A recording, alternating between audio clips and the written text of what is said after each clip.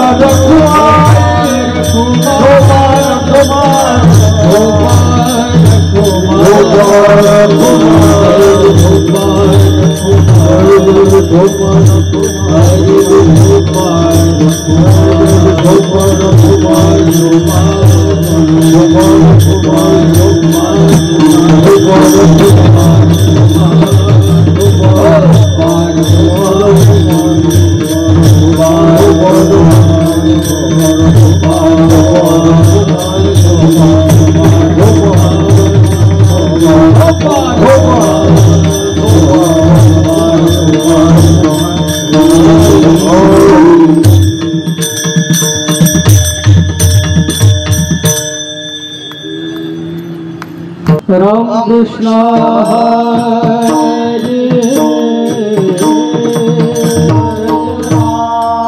राम कृष्ण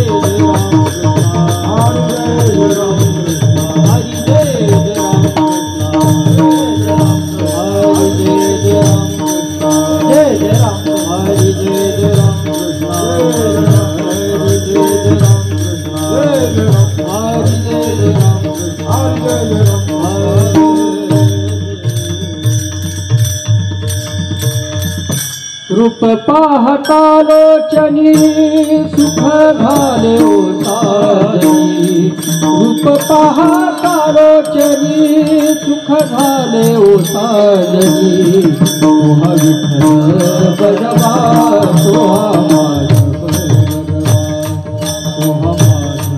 बजवा तोहा माधव सुख झाले ओ साजनी रूप पाहतालोचनी सुख झाले ओ साजनी तोहा विठ्ठल बजवा तोहा माधव बजवा तोहा माधव बजवा तोहा माधव बहुत सुकृताची जोडी म्हणून विठ्ठली आवडी बहुत सुकृताची जोडी म्हणून विठ्ठली आवडी तोहा विठ्ठल बजवा तोहा माधव बजवा तोहा बहुत सुकृताची जोडी म्हणून विठ्ठली आवडी बहुत सुकृताची जोडी म्हणून विठ्ठली आवडी तोहा विठ्ठल बजवा तोहा माधव बजवा तोहा माधव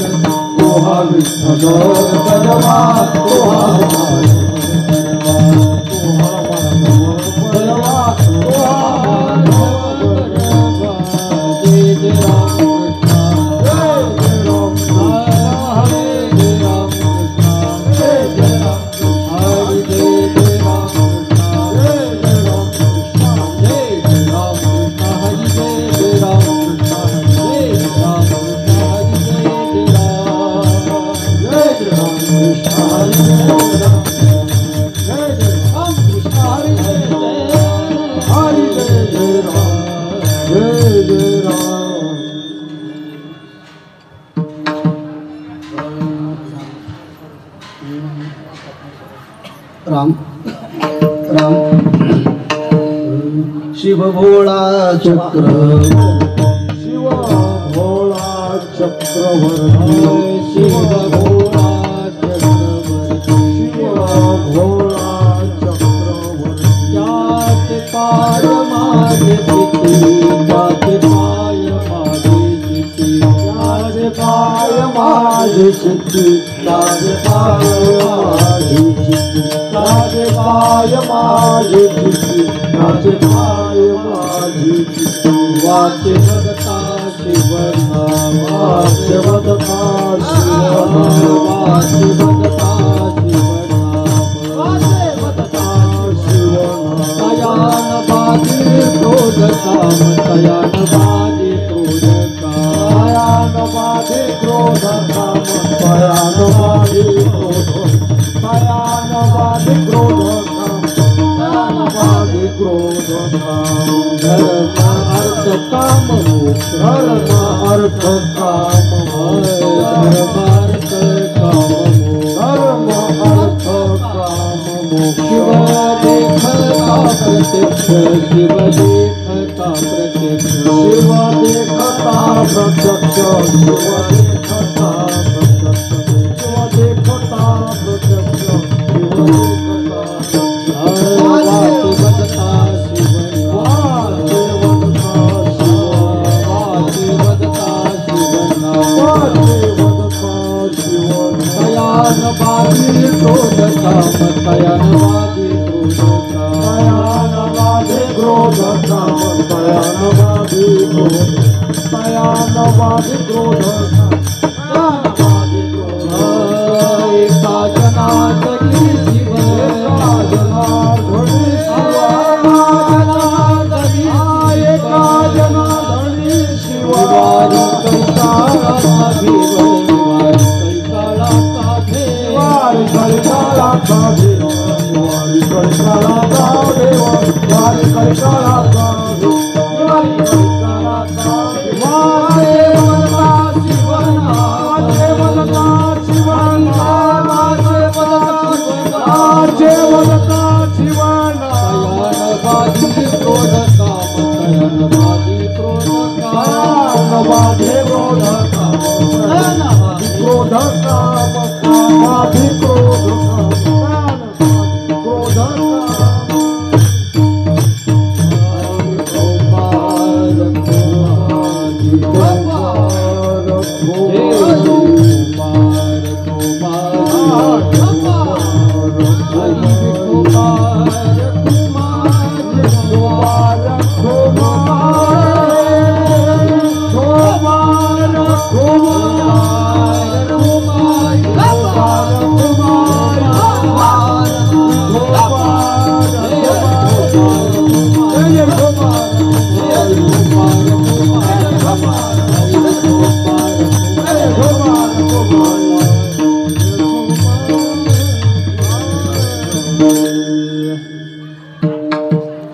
शिव भोळा चक्रवर्ती शिव भोळा चक्रवर्ती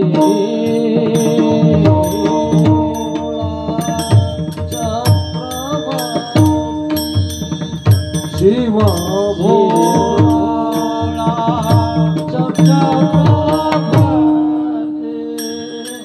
शिव भोळा चक्रवर्ती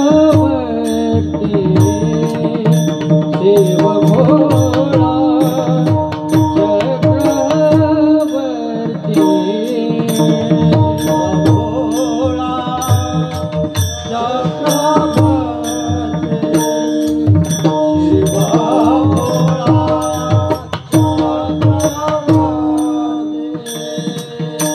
चाचे पाय माझी चाचे पाय माझे चाचे पाय माझे चिते वाचे वडता जीवन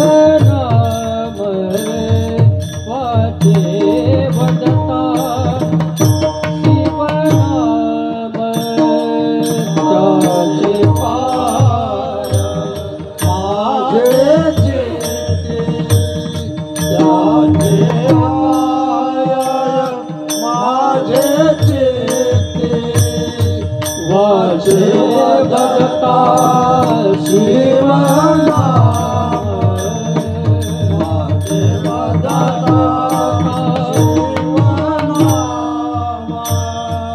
निवारी कळिकाळाचा भेव निवारी कळिकाळाचा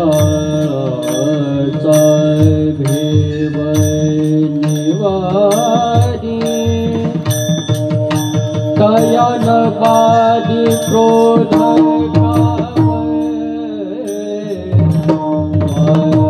वदता शिव नाम शिव नाम शिव नाम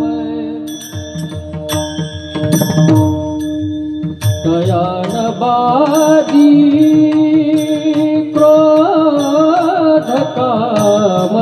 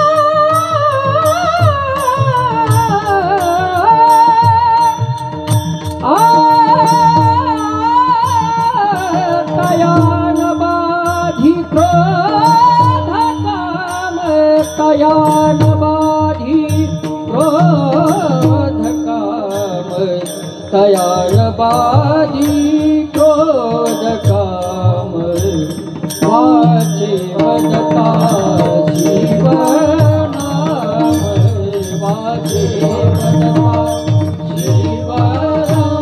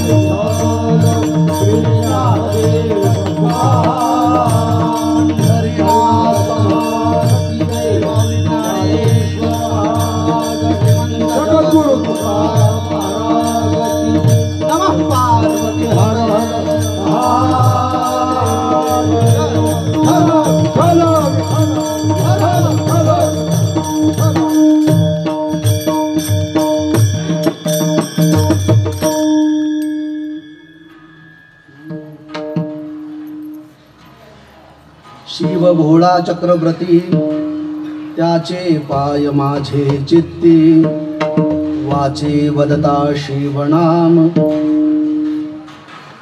वाचे वदता शिवनाम न बाधे क्रोध काम धर्म अर्थ काम मोक्ष शिव देखता प्रत्यक्ष वाचे वदता शिवनाम तयान बाधे क्रोध काम एका जनार्दनी शिव तया निवारी कळी काळाचा भीव वाचे वदता शिवनाम तयान बाधे क्रोध काम विठ्ठला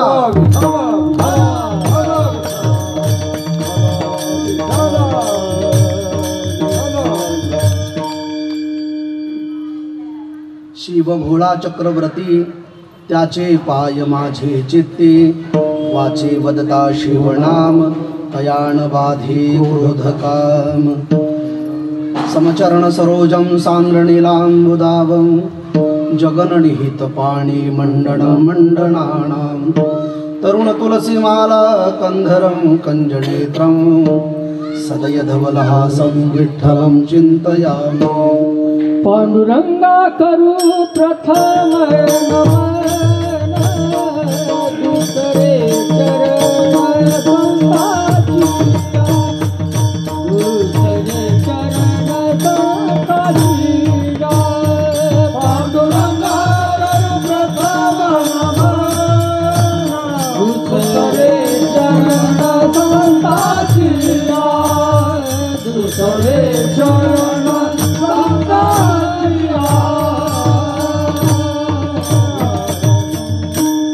पांडुरंगा करू प्रथम नमन दुसरे चरण संतांचिया त्यांच्या कृपादाने कथेचा विस्तार बाबाजी सद्गुरुदास तुका ओम नमो ज्ञानेश्वरा करुणा करा दयाळा तुमचा अनुग्रह लाधलो पावन झालो चराचरी कर्पूर गौरम करुणावतारं संसार सारं भुजगेन्द्रहारं सदा वसन्तं हृदयारविन्दे भवं भवामि सहितं नमामि विठ्ठला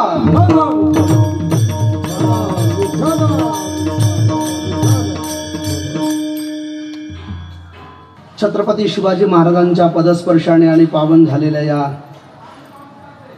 जुन्नर तालुक्याच्या मध्यवर्ती आणि संत ज्ञानेश्वर महाराजांच्या कृपा प्रसादाने पुलकित आणि पावन झालेल्या संत रेडा महाराजांच्या पवित्र सानिध्यात आध्यात्मिक राजकीय आणि ऐतिहासिक परंपरा असणारं वडगाव आनंद नावाचं पवित्र गाव आणि या वडगाव आनंद नावाच्या पवित्र गावामध्ये समर्थ संत श्री रामदासजी महाराज यांच्या समाधीस्थ प्रांगणामध्ये अनादिक कालापासून अनंत वर्षाची परंपरा असणारं देवादिदेव महादेवाचं शिवालयाच्या या शिवरात्री महोत्सवानिमित्ताने एक दिवसीय कीर्तनाच्या या आयोजित कार्यक्रमाला निवडलेला अभंग श्रीमंत संत श्रेष्ठ शांतीब्रह्म एकनाथ महाराजांनी देवादिदेव महादेवांच्या प्रती असणारा कृतज्ञता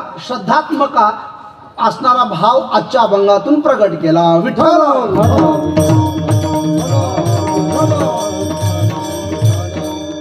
आज पवित्र महाशिवरात्रीची रात्र आहे आणि या पवित्र महाशिवरात्रीच्या या महारात्रीमध्ये आपल्याला भगवत नाम संकीर्तन आनंद घ्यायचा आहे आणि अतिशय देखण्या स्वरूपाचं या आनंद वडगावकर ग्रामस्थांनी आयोजन केलं.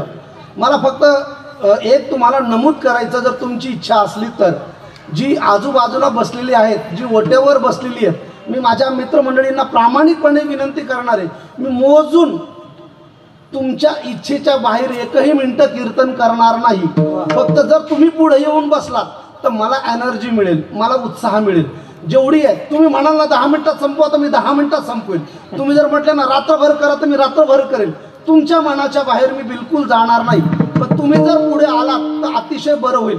हे ओट्यावर बसणारे जे आहेत ना, ज्यांना खरंच गुडघ्याचा त्रास होतोय ते बसू शकतात, काही अडचण नाही. आपत्ती कालेनं मर्यादा नास्ती असं धर्मसूत्र आहे. म्हणून ज्यांना शक्य नाही, आजार आहेत, गुडघ्याचे ज्यांचे त्रास होतात, अशाने ओट्यावर बसलं तर भोले बाबा परमिशन देतात. पण गुडघे साबूत असताना जर आपण ओट्यावर बसलो तर तो कळत न कळत आपल्याकडनं काय होईल, अपराध होईल. म्हणून माझी एक विनंती आहे, जे इथे येऊन बसू शकतात ते यावी अशी माझी सद इच्छा आहे.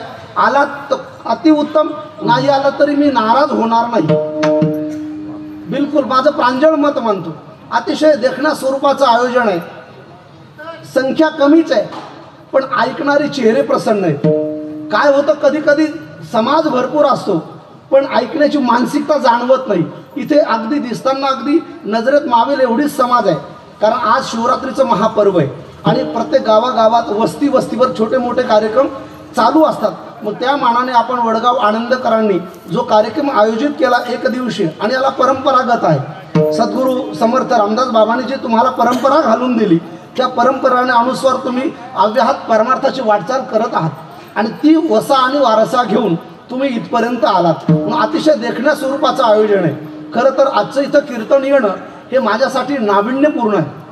हे माझ्यासाठी नाविन्यपूर्ण आहे कारण या भागात मी प्रथमदाच आलो आहे. खरं तर मला इथे येण्याचा सुयोग माझे पुण्यातले एक मित्र आहेत, आळंदी क्षेत्रामध्ये उद्योजक आहेत आणि तुमच्या परिसरातलेच व्यावसायिक आहेत, निलेश शेठ बोरचट्टी या परिसरातले ते, आणि माझे मैत्रीचं नातं असल्यामुळे आपले कैलाजी वाळुंजच ना, त्यांनी अध्यक्षांनी मला संपर्क केला आणि म्हणले गुरुजी तुमची शिवरात्रीला कीर्तन सेवा मिळेल का. खरं तर मी कुंभाला आहे. त्यावेळेला जेव्हा त्यांचा फोन आला, मी कुंभक्षेत्री होतो आणि कुंभामध्ये शैव आणि वैष्णव अशा 2 परंपरा आहेत.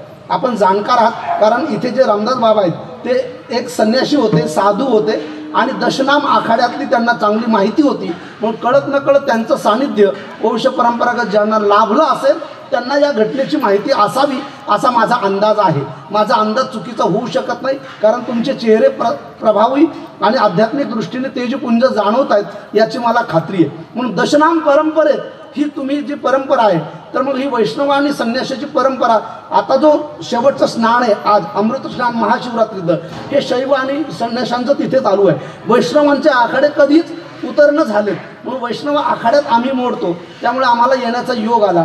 म्हणून मी परवाच्या दिवशी 2 दिवसापूर्वी कुंभावरनं परतलो नाशिकला आणि त्यांना म्हटलं मी शिवरात्रीला येऊ शकतो. म्हणून निलेश शेठ मला म्हटले की शास्त्रीचे माझ्या प्रेमाचं गाव आहे, आपल्याला जावं लागेल. खरं तर हे अनोखं गाव आहे पण इथे आल्यानंतर मी ज्यांच्या समवेत आलोय, ज्यांच्या सोबत आलोय आळंदी क्षेत्रावरनं, ही सर्वसामान्य व्यक्ती नाहीत. जी मी ज्यांच्यासोबत आलो, जे मध्य माईक आहेत ते भक्तिशक्ती संघ, तुम्ही नाव ऐकून आहात. आळंदीमध्ये महाराष्ट्रात भक्तिशक्ती संघटना मोठी आहे. त्या भक्तिशक्ती संघटनाचे अध्यक्ष आदरणीय संदीपजी महाराज लोहर पैलवान आहेत मावळचे, तर ते मला इथपर्यंत घेऊन आलेत. मी त्यांच्यासोबत आलो. त्याचबरोबर आमचे आदरणीय हरिभक्तपरायण मते महाराज सुंदर गात आहेत. त्यांना म्हटलं थोडं कीर्तनाचा एक अंग गाण्यावर अवलंबून आहे, तुम्ही आला तर आणखी आनंद वाटेल. आणि पखावतला जे साथ करतात आदरणीय महाराज ते माझे गुरुबंधू आहेत, उत्तम कीर्तनकार आहेत आणि जे अनेक विद्यार्थ्यांना घडवतात आदरणीय रवींद्र महाराज चव्हाण आहेत. आपल्या गावात परिसरातली सर्वच टाळकरी वृंद आहेत. आपणही ज्येष्ठ आहात, सर्व प्रसन्न चेहरे आहेत. तुमच्या सर्वांच्या चरणावर नतमस्तक होतो. मस्तक हे पायावरी या वारकरी प्लस गावकरी संतांच्या. विठ्ठला.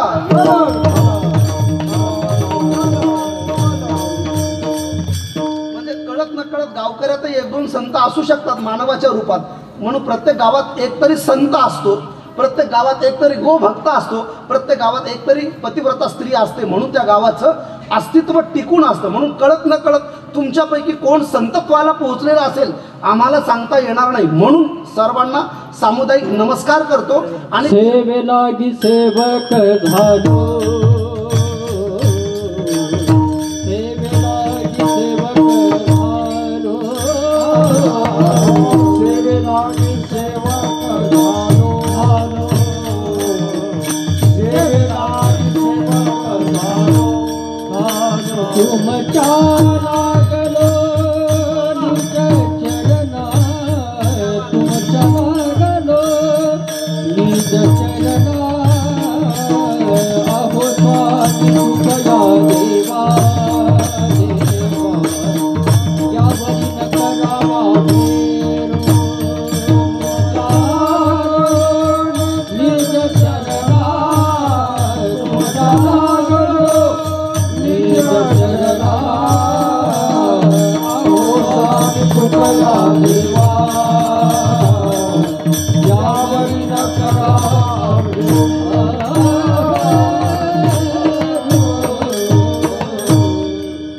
सेवेलागी सेवक झालो.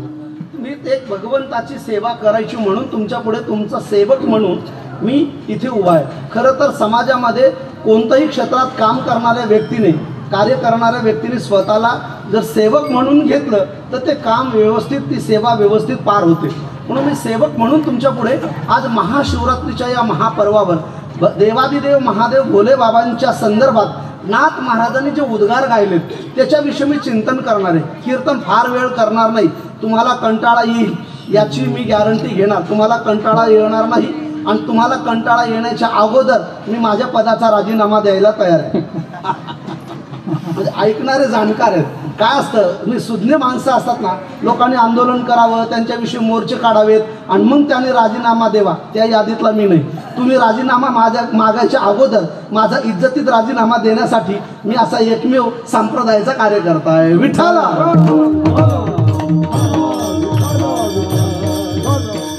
मग तुम्ही राजीनामा मागायच्या अगोदर मी राजीनामा, अर्थात तुम्ही कीर्तन संपवा म्हणायच्या अगोदर मी कीर्तन संपवणार आहे.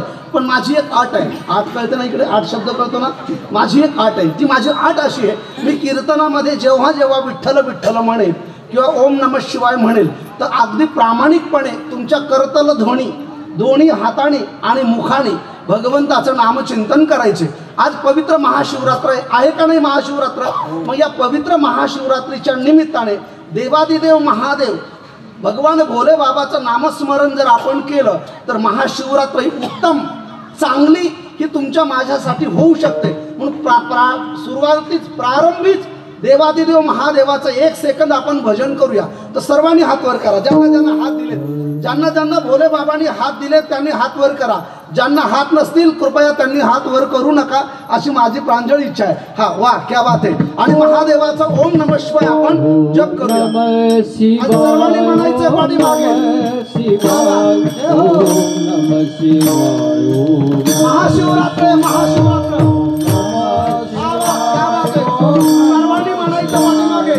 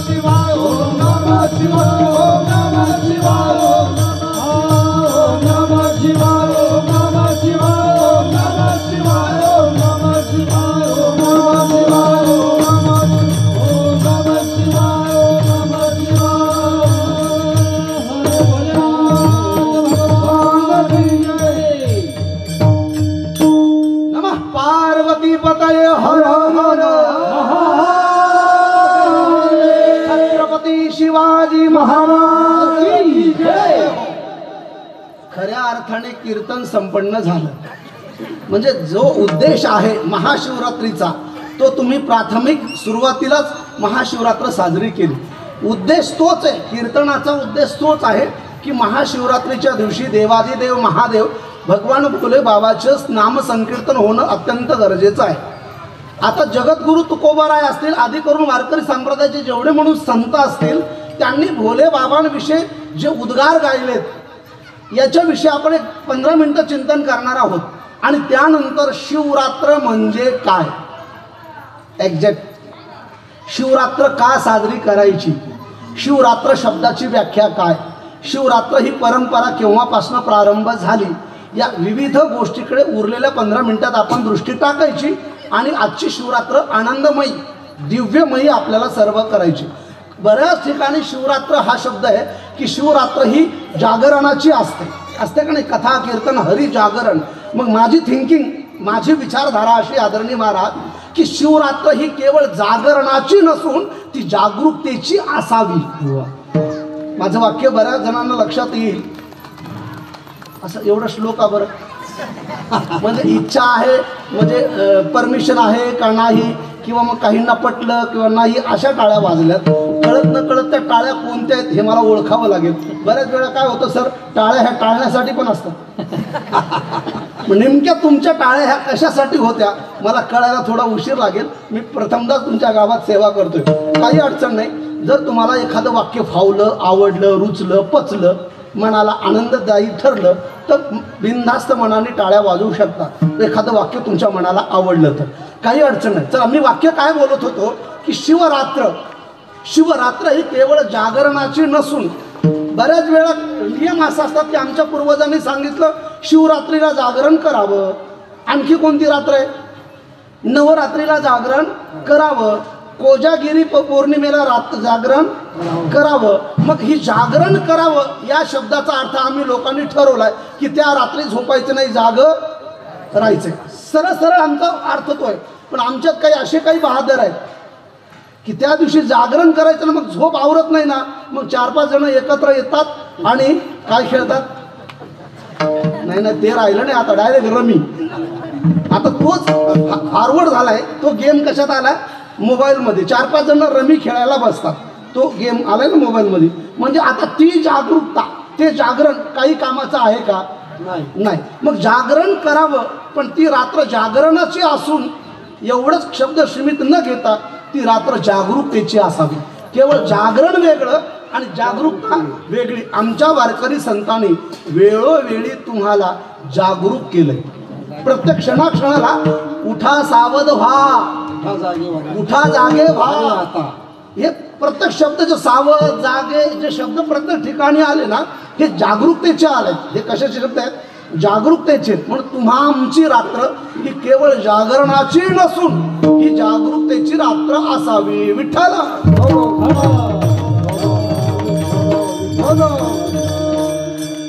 दादा, मला कोणी पाणी पाजायला इथं बसता का एकदम,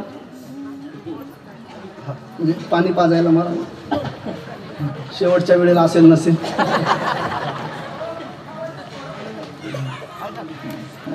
शेवटला कोण वेळेवर भेटल ना भेटलं, तू इथंच पाच मला, काय अडचण नाही. माझ्या तरी आयुष्यभर लक्षात राहील, वडगावच्या पोराने मला पाणी पाजलं. काय कर, तसं तू बऱ्याच लग्नाला पाणी पाजलं असेल, पण मला योग आला तुझ्याकडनं पाणी पिण्याचं. गावातलाच आहे ना मग, वारकरी आहे का, वा वा. मग काय म्हणजे मोकळा झालो मग आता वारकऱ्याच्या हाताने पाणी पिण्याचं. चला हा आळंदीकर म्हणणार काय मग तर चांगलं चांगल्याला पाणी वाजलं असं विठ्ठल विठ्ठल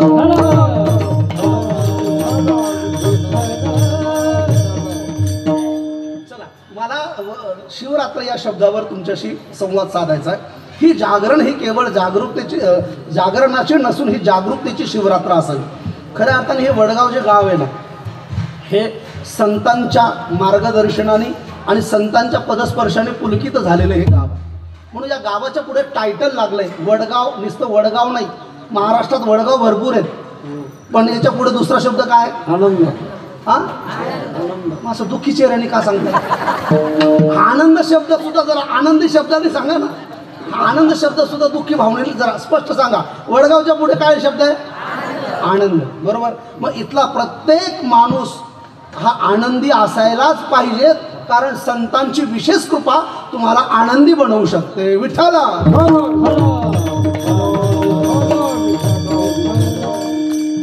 आदरणीय रवी महाराज हे वडगाव आनंद जे गावाचं नाव आहे ना इथे परमार्थाचाही आनंद आहे लोककलेचाही आनंद आहे या भागात बऱ्यापैकी संगीताचं ज्ञान असणारी बरीच मंडळी आता सहज आम्ही चर्चा करताना आम्हाला चौगुले सर भेटले ते पुढंच आहेत संगीत क्षेत्रात ही सगळी जाणकार मंडळी आहेत म्हणजे इन्स्ट्रुमेंट वापरणारी वाजवणारी मंडळी आहेत मग ते चर्चा झाली का तर हा जो आनंद आहे परमार्थातनं संगीतातनं सामाजिक विचारातनं जो आनंद मिळतो तो वडगाव आनंद खरं तर या वडगाव आनंदवरून मला एक शब्द आठवला आळंदीच्या जवळ एक वडगाव घेनंद आहे का नाही तर त्याला एक पौराणिक कारण आहे तिथून मला तो शब्द आठवला म्हणून अगदी अवघ्या मिनिटात घेतो तिथनं जेव्हा ज्ञानेश्वर माऊली भिंती चालवून त्या भिंतीच्या चौकातनं जेव्हा माऊली इकडं आले आणि चांगदेवजी वाघावर बसून गेलेत ना आणि दोघांची मध्ये भेट झाली तो विश्रांत वड आणि मग ज्या रोडनी चांगदेव महाराज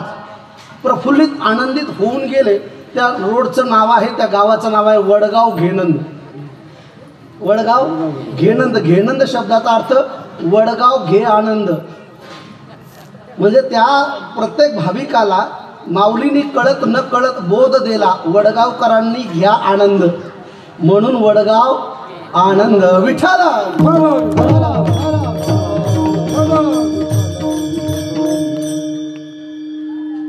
आणि या पवित्र आनंद वडगाव आनंदमध्ये अतिशय पुरातन शिवालय आहे भगवान महादेवाचं मंदिर आहे आणि विशेषतः दक्षिणमुखी हनुमंताचं काय अधिष्ठान आहे कमीच दक्षिणमुखी हनुमंत फार कमी आहेत आणि त्याची उपासना साधना फार कडक आहे मी इथे आल्यानंतर जेव्हा ऑफिसमध्ये 2 मिनटं बसलो आणि जेव्हा मला आमचे सुरेश काय त्यांचं सुरेशच ना चौगुले सुरेश शेठ जे सामाजिक कार्यक्रमामध्ये अग्रगण्य असतात ते मला मंदिरात घेऊन गेल्यानंतर महादेवाचं मी दर्शन घेतलं माझ्यासोबत आदरणीय महाराज होते प्रामाणिकपणे सांगतो मला रवी महाराज कीर्तन करायला सुद्धा इकडे येण्याची इच्छा नव्हती कारण तिथं हाय वोल्ट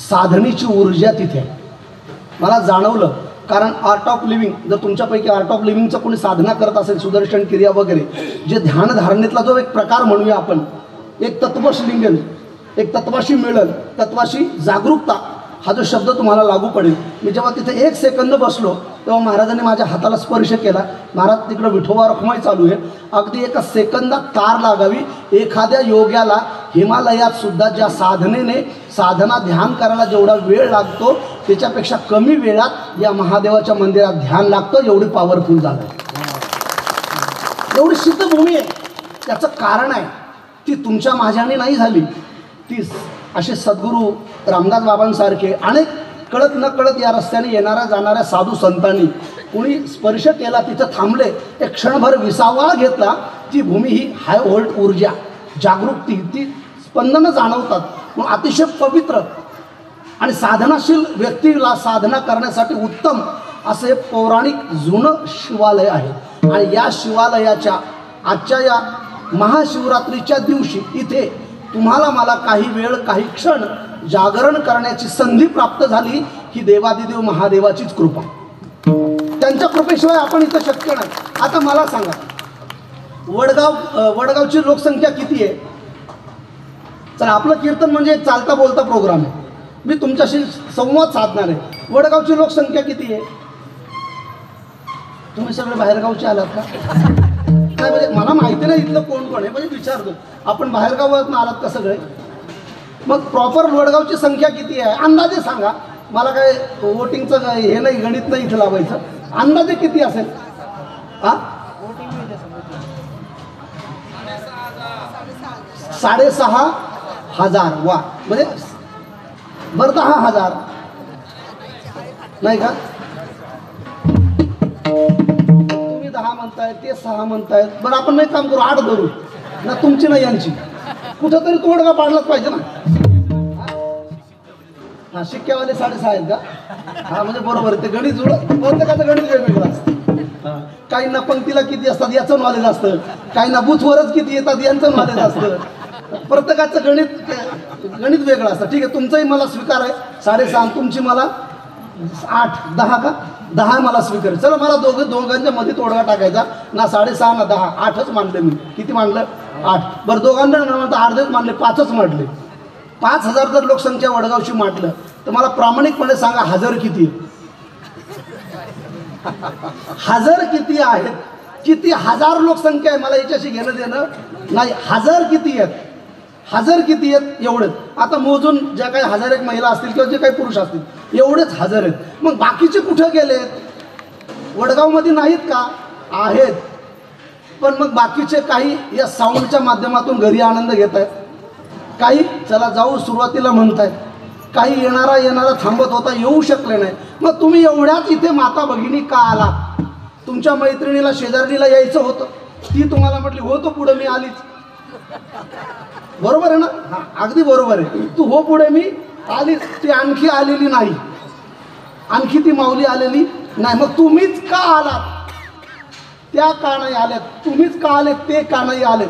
तो तिथे तुम्हीच का आलात? ते का नाही आलेत? त्याचं कारण आहे. जे आले नाहीत मला त्यांच्याविषयी काही नो कमेंट, पण तुम्ही का आलात याच्याविषयी एक वाक्य सांगायचं. शिवरात्रीच्या महापर्वावर देवादिदेव भोले बाबाची साधना, अनुष्ठान, कथा कीर्तन श्रवण करण्यासाठी किंवा त्यामध्ये संमिलित होण्यासाठी तुम्ही आम्ही तुमच्या माझ्या मर्जीने येत नाही. तुम्हाला मला कुणीतरी बोलवावं लागतं. मग तुम्ही म्हणाल आयोजक कमिटीने आम्हाला बोलवलं नाही. आयोजक कमिटीने अख्ख्या गावाला बोलवले. हे जे मंडळ आहे बरोबर, यांनी तर शिवरात्र महोत्सव मंडळ आहे, या समस्त ग्रामस्थ यांनी तर अख्ख्या गावाला निमंत्रण दिलं ना. इथं काय चेहरा पाहून निमंत्रण मिळालं नाही. मग तुम्हीच आलात ते का नाही आले? बरं आजचं एक आश्चर्य सांगतो. आता माझ्या समवेत जे आलेत ते आदरणीय युवा कीर्तनकार आहेत, खूप छान व्यक्तिमत्व आहे, भक्तिशक्ती संघाचे अध्यक्ष आहेत. आज महाराज महाबळेश्वरला त्यांची कीर्तन सेवा होती, तिथे महाबळेश्वराच्या मेन मंदिरात. पण अनायासे तिथनं फोन आला, काहीतरी कामानिमित्त तो कार्यक्रम त्यांचा रद्द झाला. आणि मला म्हटलं बाबा म्हणजे सर आमचं बोलणं झालं. म्हटलं चला मला तुमचं सानिध्य मिळेल, मला 2 गोष्टी ऐकायला मिळतील. मग मी त्यांना इथपर्यंत ते मला घेऊन आले. मी त्यांचं माझं बोलणं झालं की आपण का आलो असेल बरं? आपण शिवपुराण कथा करणारी, कुंभमेळ्याची मोठी पदं भोगणारी माणसं एका छोट्या वडगावच्या गावात येणं, 2 तास कीर्तन करणं आणि अगदी नजरेत बसणाऱ्या या समाजापुढं 2 तास कीर्तन करावं, आपण का आलो? नंतर आम्हाला स्पंदनं ऊर्जा जाणवली महाराज. अगदी माझ्या अंगावर रोमांच खडे होत आहेत. ऊर्जा अशी जाणवली की इथे आम्हाला कोणी निमंत्रण दिलं म्हणून नाही आलं, तुम्ही इथं तुम्हाला कोणी निमंत्रण देऊन म्हणून नाही आलात, तर इथं येण्यासाठी देवादिदेव महादेवानी आम्हाला बोलवलं. कुणी बोलवलंय? महादेवानी बोलवलंय. कारण ही स्पंदन आहे. नाही तर काय संबंध शिवरात्रीच्या महापर्वावर आम्ही? शक्यच नाही. याचा अर्थ आमचा मोठेपणा नाही सांगत, आमचा मोठेपणा नाही. ही एक आकर्षण शक्ती, जसं लवचुंबक खेचतं ना तसं या महादेवानी आम्हाला खेचलं. आणि इथपर्यंत निमित्त निलेश कोरचट आहेत, निमित्त तुमचं गाव आहे, निमित्त तुम्ही आहेत. खऱ्या अर्थाने देवादिदेव महादेव हे अकारण करुणावरून आलाय. कारण महादेवाशी आणि माझं जवळचं नातं आहे. तुम्ही म्हणाल तुम्ही त्यांचे नाते कसे लागतात? आपल्याला फक्त रक्ताचेच नाते माहिती आहेत, काही वैचारिक पातळीचे नाते असतात. माझी जातीचे मज भेटो, तुळशीच्या गळ्यात माळा दिसला की तो माझा कोण झाला? नातेवाईक झाला. ही परमार्थाची उच्च कोटीची भाषा झाली. मग मी भोले बाबांचा का जवळचा लागतोय? कारण मी शिवपुराण या विषयावर मी वाराणसी श्रीधाम वृंदावनमध्ये जे शास्त्र अध्ययन केलं त्याची मला एक अनुभूती आहे. आणि जिथे जिथे शिवालय आहेत आणि अशा पौराणिक आहेत त्याची विशेष आगळी वेगळी महती आहे. जी शिवपुराणात महती आहे ती महती मी तुम्हाला सांगण्याचा प्रयत्न करणार आहे. विठ्ठल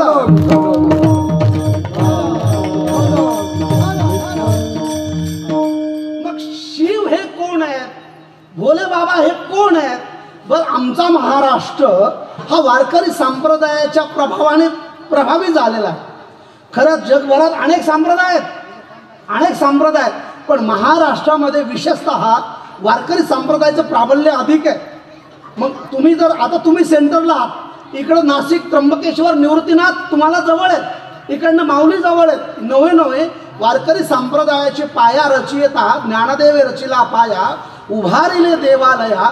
त्या ज्ञानोबारायाने ज्या रेड्यावर कृपादृष्टी केली ते आळे समाधी तुम्हाला हाकेच्या अंतरावर आहे. मग ह्या वारकरी संप्रदायाने प्रभावित असणारं हे वडगाव आळे परिसर आहे.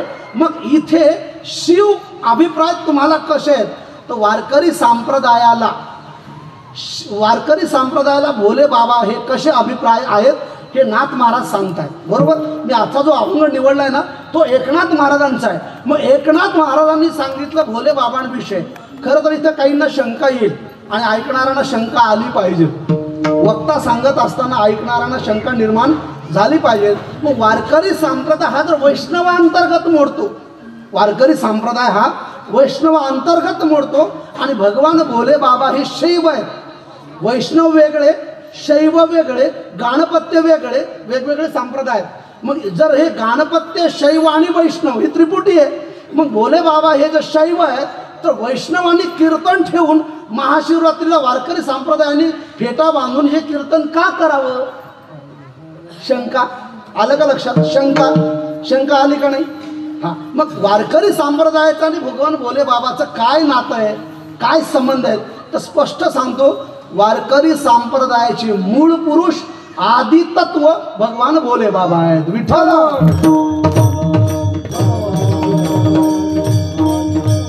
हे जर माझ्यावर विश्वास नसेल तर तुम्ही नित्याने हरिपाठ म्हणता का नाही? इथे आता हरिपाठ चालू होता तुम्ही गायला, हरिनाथ गुरु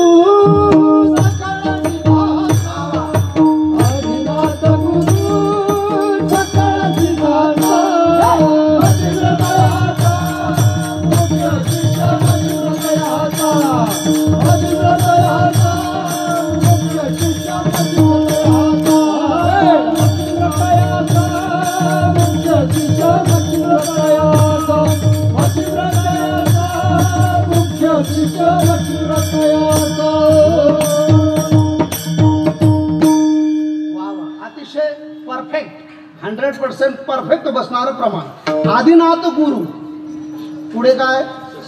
सकळ सिद्धांचा, मच्छंद्र तयाचा मुख्य शिष्य. मच्छंद्राने बोध गोरक्ष असे दिला, गोरक्ष ओळला गहिणी प्रती, गहिणी प्रसादे निवृत्ती दातार म्हणजे कोण? त्र्यंबकेश्वरचे निवृत्तीनाथ. आणि ज्ञानदेवा सार हे तत्वज्ञान ज्ञानदेवापर्यंत पोहोचवलं. म्हणजे ज्ञानोबारायापर्यंत जे तत्वज्ञान आहे, शांकरी द्वैत आणि अद्वैतवादी हे जे तत्वज्ञान आहे याचे मूळ पुरुष कोण आहेत? आदिनाथ.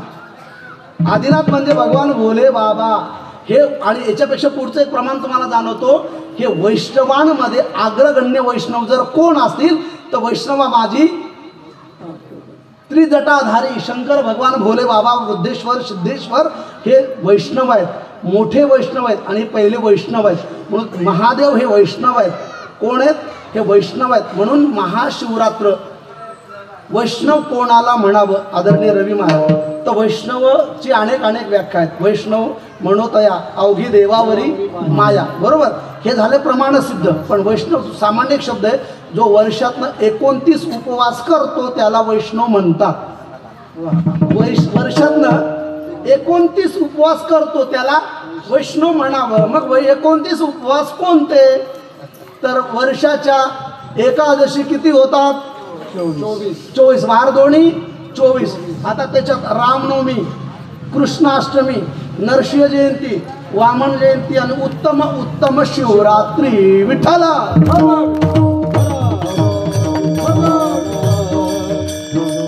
उत्तम शिवरात्री. शिवरात्र ही वैष्णवांनी करावी, शैवांनी करावी, गाणपत्याने करावी, नवे नवे जन्माला आलेल्या प्रत्येक प्राणी मात्रांनी शिवरात्र करावी. मग तुम्ही म्हणा शिवरात्र कशासाठी करायची? मग शिवरात्र म्हणजे काय?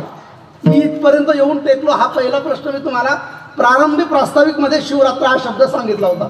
आता शिवरात्र म्हणजे काय ऐकताय ना सगळे? ऐकताय ना? हा, मग आता शिवरात्रीचं आपल्याला विशेष महत्त्व ऐकायचं की शिवरात्र म्हणजे काय. शिव म्हणजे काय? भोले बाबा. तर शिव शब्दाचा अर्थ कल्याणकारी. शिव म्हणजे काय? जो कल्याणकारी आहे, ज्याला ज्याचं कल्याण करून घ्यायचं त्याने शिवरात्र जागरण करायचं. विठ्ठला या जगात तुमचं कल्याण फक्त आणि फक्त भोले बाबाच करू शकतात, पांडुरंगच करू शकतो. म्हणून शिव शब्दाचा सरळ सरळ अर्थ होतो शिव म्हणजे कल्याण करणारा, कल्याणकारी. मग शिवाची ही रात्र म्हणजे शिवरात्र. ही शिवरात्र प्रारंभ केव्हापासून झाली? तर शिवरात्राची शिवपुराणात एक कथा गोड येते. शिवपुराणातली कथा अशी येते की या शिवरात्री हा एवढा महापर्व केव्हापासून प्रारंभ झाला? तर ही जी भगवान भोले बाबाची शिवपिंड आहे, शिवलिंग आहे, याचा जन्म प्रागतिकरण ज्या रात्री ज्या दिवशी झाला त्याची शिवरात्र आहे. मग या भोले बाबाच्या या शिवलिंगाचं प्रागट्यकरण कसं झालं? तर शिवपुराणातली एक कथा आहे. एक दिवसचा प्रसंग आहे. शौनकादिक सुतजींचा. खरं तर या कथामध्ये कथा रंगते.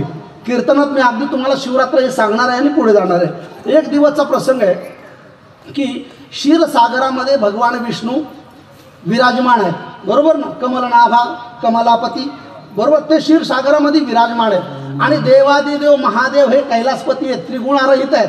आणि मग ब्रह्मदेव आले आणि ब्रह्मदेव आणि भगवान विष्णूचं एक दिवस सहज भेट झाली.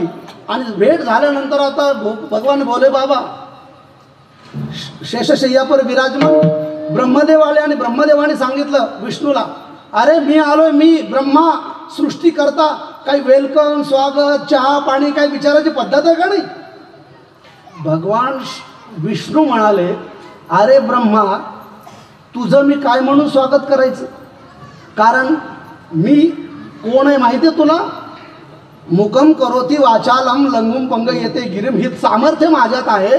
कर्तुम अकर्तुम अन्यथा कर्तुम ही शक्ती माझ्यात आहे. आणि तू मला म्हणतो की माझं स्वागत करावं. ब्रह्मदेव म्हणले, नाही, मी तुमचा बाप आहे.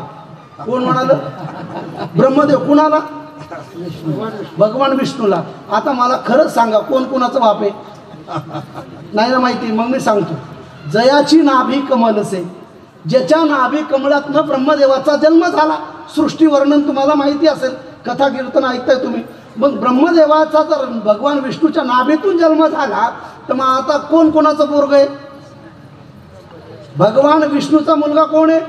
ब्रह्मदेव. इथं ब्रह्मदेव काय म्हणतात? मी तुझा बाप आहे. कारण ब्रह्मदेवाला सृष्टी निर्माण करण्याचा काय आहे? परमिशन, अथॉरिटी दिलेली आहे, परमिशन. आणि ब्रह्मदेवाला असं वाटतं ही सृष्टी मी निर्माण करतोय म्हणजे या सृष्टीतला प्रत्येक प्राणी माझे अंश आहे आणि म्हणून मी नात्याने मी तुम्हाला निर्माण केलं, असा ब्रह्मदेवाचा गोड गैरसमज आहे. ऐकताना सगळी. आणि ब्रह्मदेव म्हणतोय की मी तुमचा पिता आहे. भगवान विष्णू म्हटले ना, तू माझा मुलगा आहे.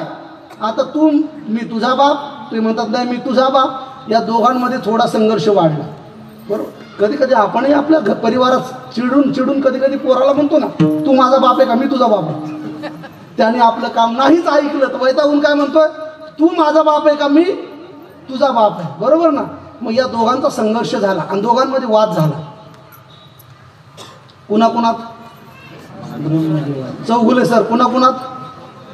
हां, तुम्हाला काय वाटतं? वाद तुमच्यातच होतात, आमच्यात बी होतात. वाद सगळ्या क्षेत्रात आहेत, वाद सगळ्या क्षेत्रात आहेत. ब्रह्मदेवाचा आणि भगवान विष्णूचा वाद सुरू झाला. मी मोठा, हे म्हणतात मी मोठा. खरं तर वाद हे मोठेपणावरूनच होता.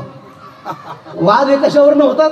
मोठेपणावरनं. एवढा मोठेपणा प्रत्येकाला अपेक्षित असतो म्हणून मोठेपणावरनं वाद होतो. या दोघांमध्ये संघर्ष झाला आणि दोघांमध्ये जेव्हा भयानक युद्ध प्रारंभ झालं, देवी देवता घाबरायला लागले. आणि आता हे देवी देवता घाबरून देवादिदेव महादेवाकडे गेले कैलासपथावर. आणि कैलास पर्वतावर जाऊन ते म्हणाले, खाली विष्णू आणि ब्रह्मदेवाचा संघर्ष सुरू आहे. मी मोठा, मी मोठा, मी श्रेष्ठ, मी श्रेष्ठत्वामध्ये. या दोघात श्रेष्ठ कोण? हा निवाडा कोणी करायचा? भगवान भोले बाबा म्हणले, चिंता मत करो. आणि मग भगवान भोलेनाथाने कैलासपती महादेवानी या दोघांच्या मध्ये ज्योतिर्लिंगा तेजपुंज लखलखित नेत्रदीप सूर्यापेक्षा कोटी सूर्यदेवपेक्षाही लखलखित तेजमान एक ज्योती प्रगट केली. दोघे घाबरले भगवान विष्णू आणि ब्रह्मदेव. अरे हे दिव्य ज्योती कोण आहे? आणि मग त्या दिव्य ज्योतीतनं एक आकाशवाणी झाली आणि सांगितलं, हे ब्रह्मा, हे विष्णू, तुमच्यातलं श्रेष्ठत्व जर तुम्हाला सिद्ध करायचं असेल, तुम्ही मोठे कोण मोठे हे जर पटवून घ्यायचं असेल, तर एक काम करा, या भव्य दिव्य ज्योतीचा जो अंत लावेल, शोध लावेल, तो श्रेष्ठ. आणि मग ब्रह्मदेव आकाशात गेले आणि भगवान विष्णू पाताळात गेले. या दिव्य ज्योतिर्लिंगाचं, दिव्य ज्योतिर्लिंग आलं लक्षात, हे दिव्य तेज ज्योतिर्लिंग प्रकट झालं आणि यांचा अंत लावण्यासाठी दोघांना पाठवलं. जेव्हा ब्रह्मदेव गेला शोध लागेना, विष्णू गेले, विष्णूला शोध लागेना, विष्णू आपले रिटर्न आले आणि तिथं शरण आले. कुणाला? महादेवाला, की मला तुमचा शोध लागेना. महादेवाचा शोध लागत नाही, त्यांचं वर्णन तुमच्या माझ्याच्याने होत नाही. आदरणीय महाराज, आपण संस्था सुटलेले आहात. पुष्पदंत वाच, पुष्पदंत असं म्हणतायत महिम्न स्तोत्रात, महिम्न पारंते परम विदुषो यद्य सदृशी स्तुतीर ब्रह्मादी नाम पितत सन्नास्त्व गिरा. याच्यातला अंतिम श्लोक असा आहे, अशित गिरीशात कज्जलम सिंधू पात्रे, अशित गिरीशात कज्जलम सिंधू पात्रे लिखित यदि गृहीत्वा शारदा सर्व कालम. म्हणजे सिंधू म्हणजे समुद्राची शाही जरी केली, मेरू पर्वताची लेखणी केली आणि लिखित गृहीत्वा स्वतः शारदा जरी देवी लिहायला बसली, तर मीशम गुण न पारम न याती, महेशाचं गुण लिहिता येत नाही असं पुष्पदंत म्हणतात. विठ्ठल म्हणजे भगवान भोले बाबाचं वर्णन आपल्याला करणं शक्य. म्हणून विष्णू थकले आणि निघून आले. ब्रह्मदेव वर जात असताना एक वरून पुष्प आलं. त्या फुलाचं नाव आहे केतकी. केतकी शब्द हिंदी आणि संस्कृत आहे. केतकी फुलाला मराठीत काय म्हणतात, मला जर कोणी मदत करेल का? माझं थोडं मराठी व्याकरण कच्चं आहे. केतकी हा हिंदी शब्द आहे, सांस्कृतिक शब्द आहे, संस्कृती. हिंदीत केतकी, मराठीत काय म्हणतात त्याला? केवडा. बरोबर, केतकी म्हणजे केवडा. केवड्याचं पुष्प वरून येत होतं. ब्रह्मदेवाने विचारलं, का रे कुठनं आला? तो म्हटला, मी वर्ण येतोय. या दिव्य ज्योतिर्लिंगाचा तुला अंत बोले ना. मी तर सामान्य, मला माहिती नाही. मग ब्रह्मदेवाने एक युक्ती लाभवली.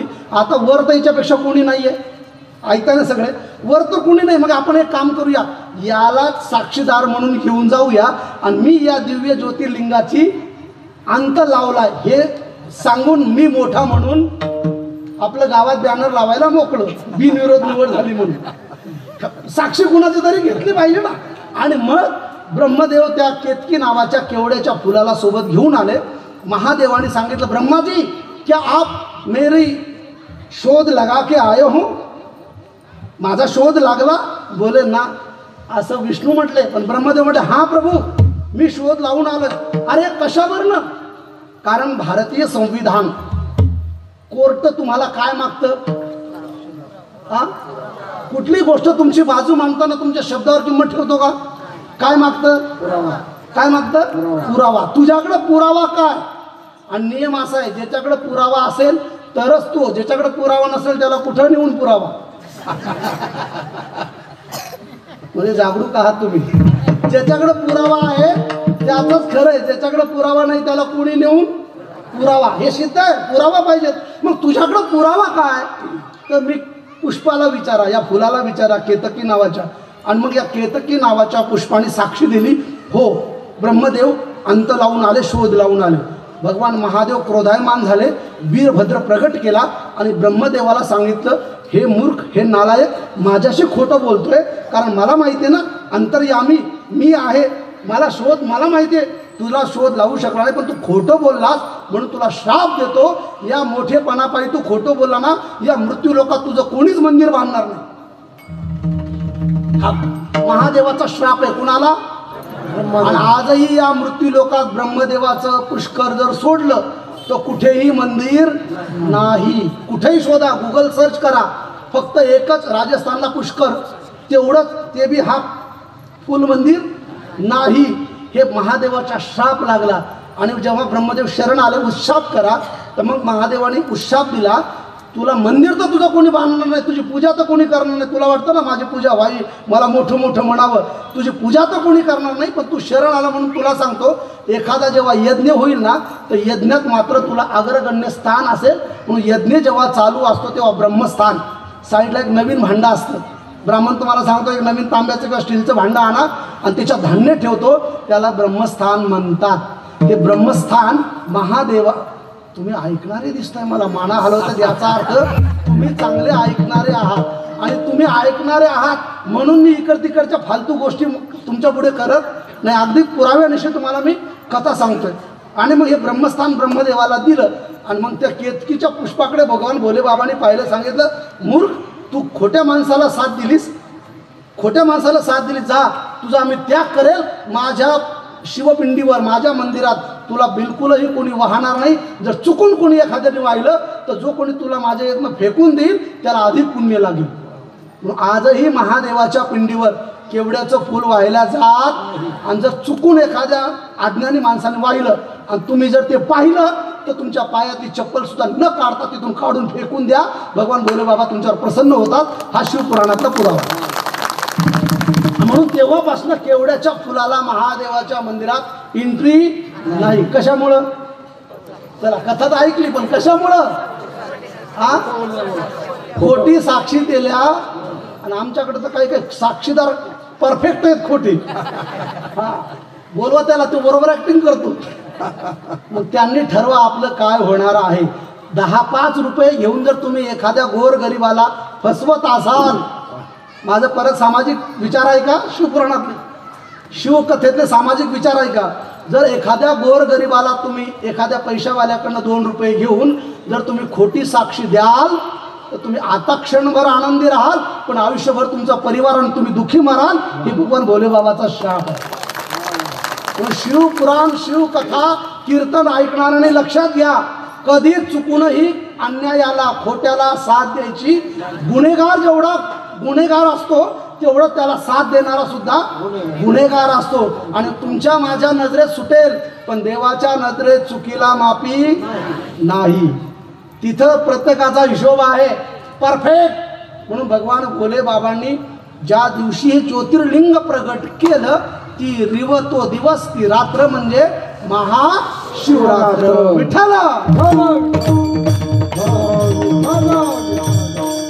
ही आहे महाशिवरात्र, शिवरात्रीची शिवपुराणातली कथा. आता दुसरा एक भाव आहे याचा, दुसरा एक भाव आहे, ज्या दिवशी जगदंबा अंबा पार्वती आणि भगवान भोले बाबा हिमालयाची आणि मैनेची पुत्री गौरी पार्वती माता आणि भगवान भोले बाबाचं मिलन झालं, अर्थात वर्षगाठ, अर्थात हॅपी ॲनिव्हर्सरी.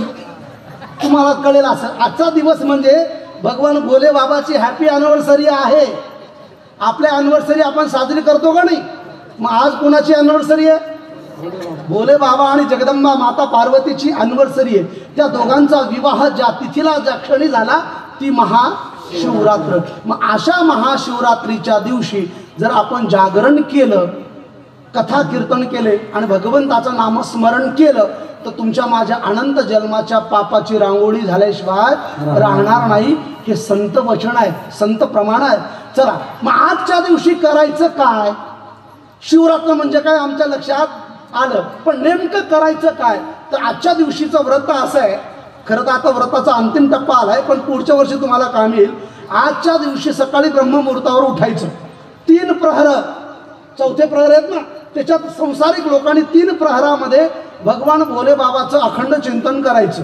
आणि मग शिव महापुराणातला एक बीज मंत्र आहे, श्री शिवाय नमस्तुभ्यम, हा मंत्र पाठ करा. श्री शिवाय नमस्तुभ्यम हा मंत्र घ्यायचा, हा आणि भगवान भोले बाबाच्या शिवालयात मंदिरात जायचं.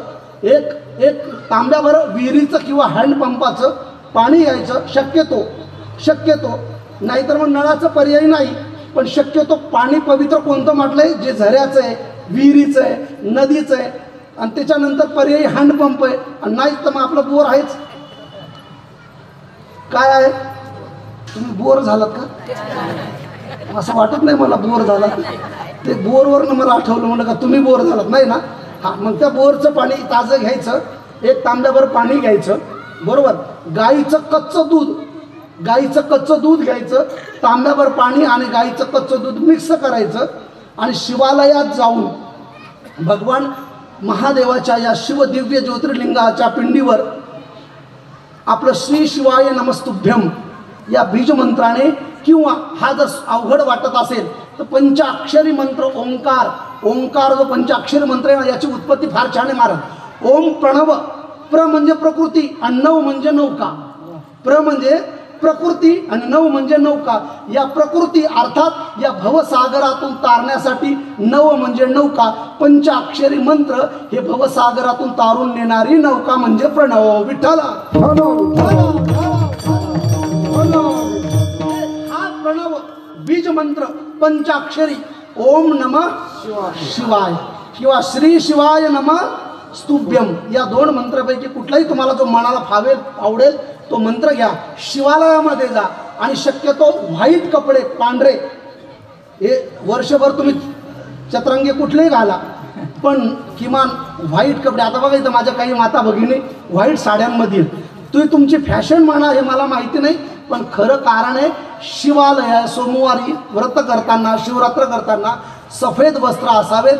सफेद वस्त्राचा अर्थ काय तर सफेद वस्त्र जसं स्वच्छ आहे त्याच्यावर डाग सहन होत नाही, तसंच ज्या दिवशी आजच्या दिवशी तरी तुमच्या अंगावरचे वस्त्रही सफेद असावेत आणि तुमचं अंतःकरणही शुभ्र असावं. हा त्या मागचा हेतू. विठ्ठल त्या मागचा हा हेतू. नाहीतर नुसते पांढरे कपडे असून उपयोग नाही. हा, आमच्याकडे एक माणूस आहे रोज पांढरे कपडे घालतो. हा, नुसतेच ते काय आहे, सगळे अधिकारी लोक आहेत, मला ते शोभत नाही. फक्त सफेद कपडे आणि 1000 लफडी. मग कुणाचे पण घ्या, सफेद कपडे आणि 1000 लफडी असणाऱ्याचं काम इथं नाही. जसे सफेद कपडे तसं अंतःकरणही कसं पाहिजेत, स्वच्छ पाहिजेत, सफेद पाहिजेत. म्हणून सफेद कपड्याला, वस्त्राला फार किंमत आहे. आणि त्यातल्या त्यात कॉटन, कारण कॉटन हे शुद्ध असतं. म्हणून जुनी पद्धत आहे मराठवाड्यात, तिकडे नाही. मंदिरात जात असताना माता माऊल्या त्या कापसाच्या वाती असं एक माळा घेऊन जायचे बघा. तुम्ही फोटोज वगैरे पाहिलं असं जुनं, कारण ते शुद्ध आहे, ते केमिकल युक्त नाही. ते काय फॅक्टरीत गेलेलं आहे, या शेतातनं कापसातनं आणलं, त्याची वात बनवली आणि देवाला समर्पण केली. पण सफेद वस्त्र जाऊन तिथे घेऊन महादेवावर जाऊन आणि ध्यान, ओंकाराचं ध्यान लावून आपण ओम नमः शिवाय के श्री शिवाय नमस्तुभ्यम भगवान महादेवाच्या पिंडीवर जर आपण महाशिवरात्रीच्या दिवशी तिन्ही प्रहरात जर अनुष्ठान केलं तर तुमच्या माझ्या परिवारात ज्या अडचणी आहेत, मग कोणाच्या जीवनात अडचणी नाही तो असा एकही माणूस नाही की ज्याच्या जीवनात अडचण नाही, जो जीवनात दुःखी नाही. मला इथं जेवढे उभे आहेत तुमच्यापैकी बसलेले आहेत, उभे आहेत, प्रत्येकाने सांगा तुमच्यापैकी कोण सुखी, हात वर करून दाखवा. हा, मग आपल्या गावाचंच नुसतं वडगाव आनंदच, नुसतं नावच वडगाव आनंद. आपण एक तरी आनंदी आहोत का? नाही महाराज, मी प्रमाणानिशी बोलणारा व्यक्ती आहे. मी तुम्हाला देखे सो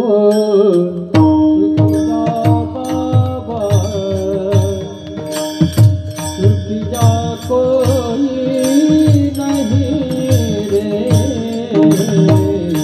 देखे सो सुखया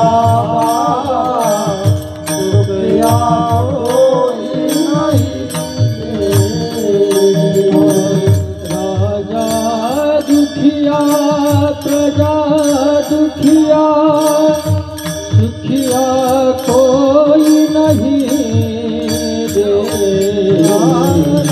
देखे जो सुखिया सुखिया कोई नहीं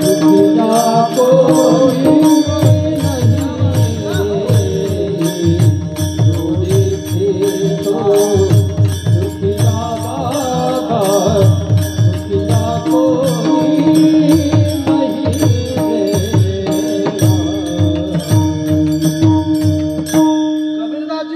जो देखे सो दुखिया बाबा सुखिया कोई नहीं, राजा दुखिया प्रजा दुखिया दुखिया दीन बैरागी. कोणी सुखी नाही महाराज, कोणीच नाही. अगदी मी बेंबीपासून सांगतो ना, कोणीच सुखी नाही, मी सुद्धा नाही. आता माझं दुःखच मलाच माहिती आहे, तुम्हाला सांगून उपयोगाचं नाही. गोळ्या घेतल्याशिवाय झोप येत. हा, याच्यापेक्षा दुःख काय पाहिजे. आणि मी सुखी शब्दाची व्याख्या केली रवी महाराज. सुखी ऐकणारे जाणकार आहेत, पण शॉर्टकट व्याख्या आहे माझी. सुखी कोण आहे, आनंदी कोण आहे, सुखी कोण आहे, प्रापंचिक जीवनापैकी सुखी कोण आहे? सुखी तोच आहे जो पडल्या पडल्या झोपतो आणि गेल्या गेला येतो. नाही कळलं? आता एवढं खाली येऊन मी बोलत नाही, पण समजून घ्या. तर म्हणजे किती पहिलं जो पडल्या पडल्या झोपतो आणि गेल्या गेल्या येतो तो सुखी. नाहीतर एक एक तास पेपर वाचत असले तरी. आलं का लक्षात तुमच्या? चला. आणि काही गोळ्या घेऊन तरी झोप येत नाही. हा, माझी ऐकणारी मंडळी जाणकार आहेत, तुम्ही यूट्यूब चॅनल याला पाहू शकता. माझी त्या संभाजीनगरला कथा होती शिवपुराणाची, भागवत कथा. शिवपुराण माझा अधिकतर एक मारवाडी, आता मी हिंदी मराठी मारवाडी 2-3 लँग्वेजमध्ये बोलतो ना भगवंताच्या कृपेने. तर मग मी तिथे कथा करत होतो. मारवाडी समाज आमचा सारडा माहेश्वरी. एक आजी आली आणि आजी मला म्हटली, चौगुले भाऊ, ती आजी मला म्हटली, महाराज थारी कथा घणी चोखो लगे. मारवाड़ी भाषा है कि थारी कथा घनी चौखो लगे. मैंने कहा अच्छा दादी माँ, आपको कथा बहुत भाई है, बहुत बढ़िया महाराज आपकी कथा है. मैंने कहा आपको कौन सा प्रसंग मन में पाया है? म्हणजे कथा आवडली, मग कोणती कथा? आता तुम्हाला कीर्तन आवडलं असेल असं माझा गैरसमज आहे, पण तुम्हाला कोणतं वाक्य तुम्हाला आवडलं हे तर तुम्ही सांगू शकता का नाही? मग मी आजीला विचारलं, तुम्हाला कथा आवडली पण काय आवडलं? ती म्हणली, हे मला माहिती नाही, पण घरी गोळ्या घेऊन झोप येत नाही, कथा आल्या आल्या झोप लागते. थारी कथा घणी चोख. म्हणजे मला सांगा, कथा दुःख हारी. मग कोणतं का होणार, पण कथा दुःख हारी. म्हणून या जगात सुखी कोणी नाही. मी तुळशीदाजींचं प्रमाण देणार आहे. तुळशीदाजी असं म्हणतायत, कोई तन दुखी, कोई मन दुखी, कोई धन बिना राहत उदास, थोडे थोडे सब दुखी, सुखी बोले बाबा के दास. विठ्ठला सुखी भगवान भोले बाबाचे दास आहे, संतांचे दास आहे. बाकी तुम्ही आम्ही थोडे थोडे दुखी आहेत. हा,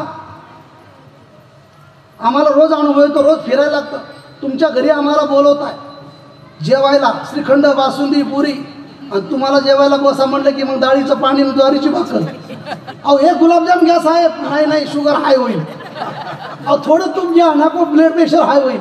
काम काय तर चेअरमन साखर कारखान्याचा चेअरमन साखरेचा चहा पिऊ शकत नाही. याच्यापेक्षा दुःख कोणतं पाहिजे? जो देखे सो क्या बाबा. हा चला, कोई तन दुखी, तन्स मीन्स बॉडी, शरीर. काही शरीर दुखी आहेत, काही मन दुखी. काहींचं शरीर कोल्हापुरी रिटर्न, शरीर मजबूत आहे. हा, पण चेहऱ्यावर कधी 12च वाजली. मी या रोती की तो बोले सुरती वैशी. काय झालं? नाही काय झालं महाराज, यांचं बॉडी चांगली आहे, शरीर चांगलं आहे, पैसा मजबूत आहे, पण यांचं घरातच कोणी ऐकत नाही. म्हणजे मन दुखी. आणखी खाली बोलून जाऊ का? यांची इच्छा होती की पोराचं चांगल्या पाहुण्यात वजनदार लग्न करायचं. पोरग मुंबईला होतं, तिकडूनच आणली. म्हणजे कसा झाला तो मन दुखी. कोई तन दुखी तो कोई मन दुखी, तो कोई धन बिना रहा तो उदास. काहींकडे पैसा नाही आहे. हो महाराज, समाजामध्ये एवढी दुविधा परिस्थिती आहे. समाजामध्ये 2 प्रकारची माणसं आहेत. काहींना प्रश्न असा पडला की सायंकाळी काय खावं, आणि एक वर्ग असा आहे की त्याला प्रश्न पडतो सायंकाळी काय काय खावं. आलं का लक्षात? एक वर्ग असा आहे की त्याला प्रश्न आहे की सायंकाळी काय खावं, आणि या समाजात दुसरा वर्ग असा आहे की ज्याला प्रश्न पडतो सायंकाळी काय काय खावं. आणखी एक सूत्र असं आहे समाजात, एक वर्ग असा आहे की सकाळी उठतो आणि पळतो पोट भरण्यासाठी. सकाळी उठतो आणि पळतो पोट भरण्यासाठी. समाजात दुसरा एक वर्ग असा आहे, सकाळी उठतो आणि पळतो भरलेलं पोट रिकामं करण्यासाठी. म्हणजे डॉक्टर सांगतायत सकाळी सकाळी पळ. आम्हाला ते सांगितलं डॉक्टरनी. माझ्याकडनं का बघू, मी तेच करतोय. यांची नजर माझ्याकडेच, म्हणजे आमचं तुम्हाला पोट दिसतंय. आता करावं काय, त्याला आहे त्याला मी काय करू शकतो? बरं काही अडचण नाही. सकाळ सकाळी आहे का इकडे पळतात का नाही लोक? त्याला काय म्हणतात तो सकाळ सकाळी पळतात? याचं उगले मॉर्निंग वॉक. हा नाही, तुमची इंग्लिश कच्ची. त्याचा खरा अर्थ मॉर्निंग वॉक नाही आहे, तो खरा शब्द आहे वॉर्निंग वॉक. नाही कळलं? मॉर्निंग म्हणजे सकाळी आणि वॉक म्हणजे चालणे पळणे. पण माझी इंग्लिश अशी सांगते त्याला मॉर्निंग नाही, डॉक्टरनी दिलेली वॉर्निंग. पळ नाही तर मरशील म्हणून पळतोय, नाही तर हाऊस थोडी. नाही तर सकाळी 9ला उठणारा माणूस डॉक्टरने म्हटल्यापासून तो कधी उठतोय 5लाच. काय करतोय? Morning walk. तर मॉर्निंग शब्द नाही, त्याचा अर्थ काय होतो? वॉर्निंग. मग आपल्याला कोणीतरी वॉर्निंग देण्याच्या अगोदर आपण पळलं पाहिजे. पळलं पाहिजे का नाही? मग एक वर्ग असा आहे की पोट भरण्यासाठी पळतो, एक वर्ग असा आहे की पोट कमी करण्यासाठी पळतो. द्विधा या समाजामध्ये. मग तुमच्या जीवनात अडचणी खूप आहेत, प्रत्येकाच्या जीवनात अडचणी खूप आहेत. मी उपाय सांगतो तुम्हाला. काय सांगतो कीर्तनातनं? उपाय. की जर तुमच्या जीवनात कितीही अडचणी असू द्या, म्हणजे अगदी पारिवारिक काही जणांच्या अशा काही समस्या आहेत महाराज. आता माझं ऑफिस आहे पुण्यात ॲस्ट्रॉलॉजीचं, तेव्हा आमच्याकडे बरेच असे काही कस्टमर येतात. महाराज मुलाला 1 लाख पगार आहे, सुनेला 70,000 आहे, आम्ही दोघं पेन्शनवाले आहेत, बरोबर. ऊस पण जातो, आम्ही महिन्याला 5 लाख रुपये घरात येतात, पण समाधान नावाची गोष्ट नाही. सदैव आम्ही कंगालच, सदैव दुःखित. असे बरेच परिवार आहेत, सर्व घरात आहेत, पण आपसमध्ये मतभेद आहेत. आमच्या घरात सदैव कलह होतो, भांडणं होतात. आणि कारण किरकोळ, इथला तांब्या इथं का ठेवला म्हणून. भांडणाला काहीतरी मोठं कारण असावं ना. काही नाही, इथला तांब्या इथं का ठेवला म्हणून. तर त्याचं कारण आहे तुमच्या माझ्या घरात कलह होणे, होणारे कामं न होणे. हे ॲस्ट्रॉलॉजीप्रमाणे पितृदोषाचा प्रभाव आहे. ज्याच्या घरात पितृदोष असतो त्याच्या घरात हे कारणं असतात. मग पितृदोष कसा घालवायचा? तर त्र्यंबकेश्वरला जाऊन खर्च करण्यापेक्षा करू नका असं माझं मत नाही, पण साधा उपाय सांगतो. काळे तीळ असतात, तुम्ही मला शिवरात्रीला उभं केलं म्हणून कथा सांगतो.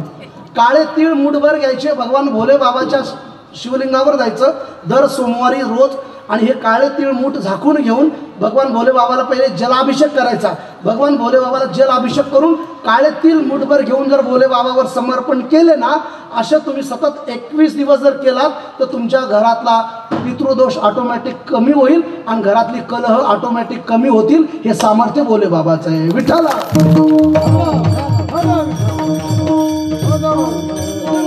शक्य आहे का? हो. अरे आमच्या भोले बाबाला काही लागत नाही, 1 पसाभर पाणी. संत व वचन आहे ना, काय लागतंय? पसाभर पाणी. आमच्या कथेतलं ब्रीद वाक्य आहे, 1 लोटा जल सब समस्या का हल. 1 लोटाभर पाणी द्या, 1 पसाभर जल द्या. पाणी काय विकत आणावं का? नाही, 1 तांब्याभर पाणी घ्या आणि पाणी समर्पण करा. मोठ्या श्रद्धायुक्त अंतःकरणाने तुम्हाला भोले बाबा तुमच्या जीवनातले दुःख दूर करतील. तुम्ही म्हणाल करतील का? आम्ही नाथ महाराजाकडे गेलो, आम्ही गेलो पैठणला. नाथ महाराजांना म्हटलं, हे जे सांगितलं महाराजांनी कथेत कीर्तनात की 1 तांब्यावर पाण्यावर देव प्रसन्न होतो, 1 तीळ मूठभर काळे वाहिले की भगवान भोले बाबा पितृदोष घालतो. आता त्याला शिवपुराण खूप मोठे. तांदूळ वाहिल्यानंतर काय होतं, उसाचा रस वाहिल्यानंतर काय होतं, हे फार मोठी विधी आहे, तो विधान आहे. तो आता माझ्याकडे वेळ नाही, पण आम्ही सगळे भोले नाथ महाराजांकडे गेलो आणि नाथ महाराजांना म्हटलं, का हो हे सगळं सांगताय ते खरं आहे का? नाथ महाराज म्हणले, अहो खरं काय सांगायचं तुम्हाला, ज्यांची तुम्ही पूजा करताय ना ते महादेव अतिशय भोळे आहेत. ते कसे आहेत? नाथ महाराजाला त्यांची आलेली अनुभूती, नाथ महाराजांनी आपल्या चष्म्यातनं भोले बाबांना आराधना करताना जे आणलेले अनुभव अभंगाच्या पहिल्याच्या. शिव भोळा चक्रवर्ती, शिव भोळा चक्रवर्ती, शिव भोळा चक्रवर्ती, शिव भोळा चक्रवर्ती. जाते पाय माझे चिती, जाते पाय माझे चिती, माझे वदता शिवनाम राम, माझे वदता शिवनाम. जाते पाय माझे चिती, जाते पाय माझे चिती, शिवदत्ता शिवनाम, शिवदत्ता शिवनाम. शिव भोळा चक्रवर्ती, जाते पाय माझे चिती, जाते पाय माझे चिती, जाते पाय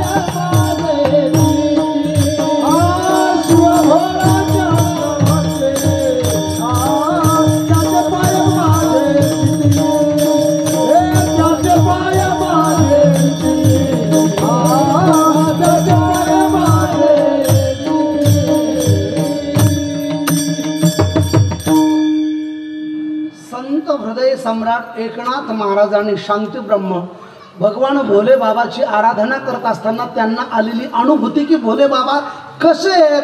आम्ही म्हटलं ना, एक तांब्याभर पाणी वाहिल्यानंतर आमचे दुःख दूर होतील का? मी म्हटलं हो, कारण मी माझ्या मनाने नाही सांगितलं. पाहती पुराणी विचारोनी धुंड शास्त्र विचारले, पाहिलेत, अनुभवलेत आणि मग तुम्हाला सांगितलं. हे काय माझ्या बुद्धीतलं नाही आहे, हे शिवपुराणातले तत्व तुम्हाला सांगितलं. मग नाथ महाराजांना विचारलं का हो, एक तांब्यावर एक लोटा जल सब समस्या का हल, ये सच में होगा क्या? नाथ महाराज म्हणले हो, शक्य आहे. कारण माझा भोले बाबा कसा आहे माहिती आहे? भोळा आहे. शिव भोळा चक्रवर्ती. मग भोळा शब्दाचा अर्थ काय? शिव म्हणजे काय? तर शिव शब्दाचा अर्थ कल्याणकारी. भोळा शब्द म्हणजे काय? भोळा म्हणजे काय?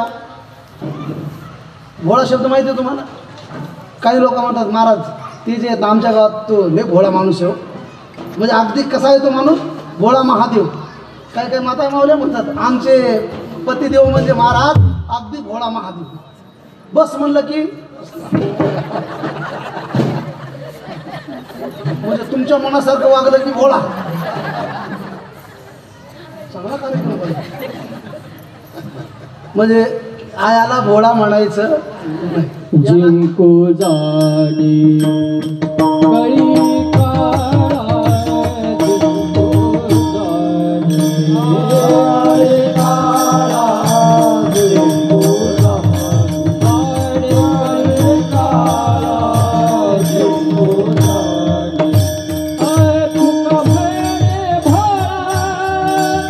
तुका म्हणे भोळा, तुका म्हणे भोळा, तुका म्हणे भोळा, तुका म्हणे भोळा, तुका म्हणे भोळा, तुका म्हणे भोळा, तुका म्हणे भोळा, तुका म्हणे भोळा. हरी जिनको जाने कळी काळा,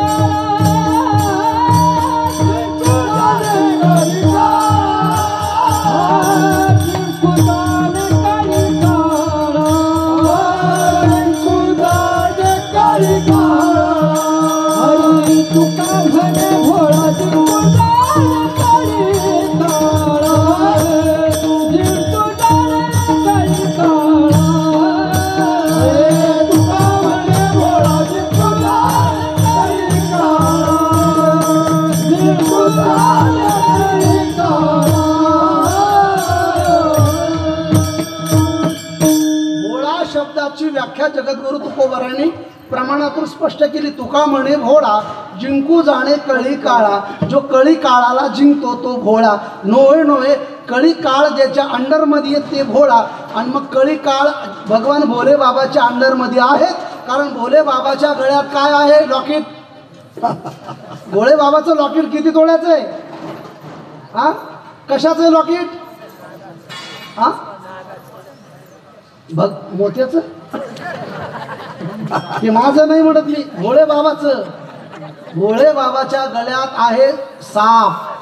आणि हा साप म्हणजे कोणी माहिती आहे? हा कळी काळ आहे. तुम्ही आम्ही या कळी काळाच्या सापरूपी काळाच्या झबड्यात तुम्ही आम्ही अडकलोय. भागवताचा एक श्लोक तुम्हाला ग्वाही देतो.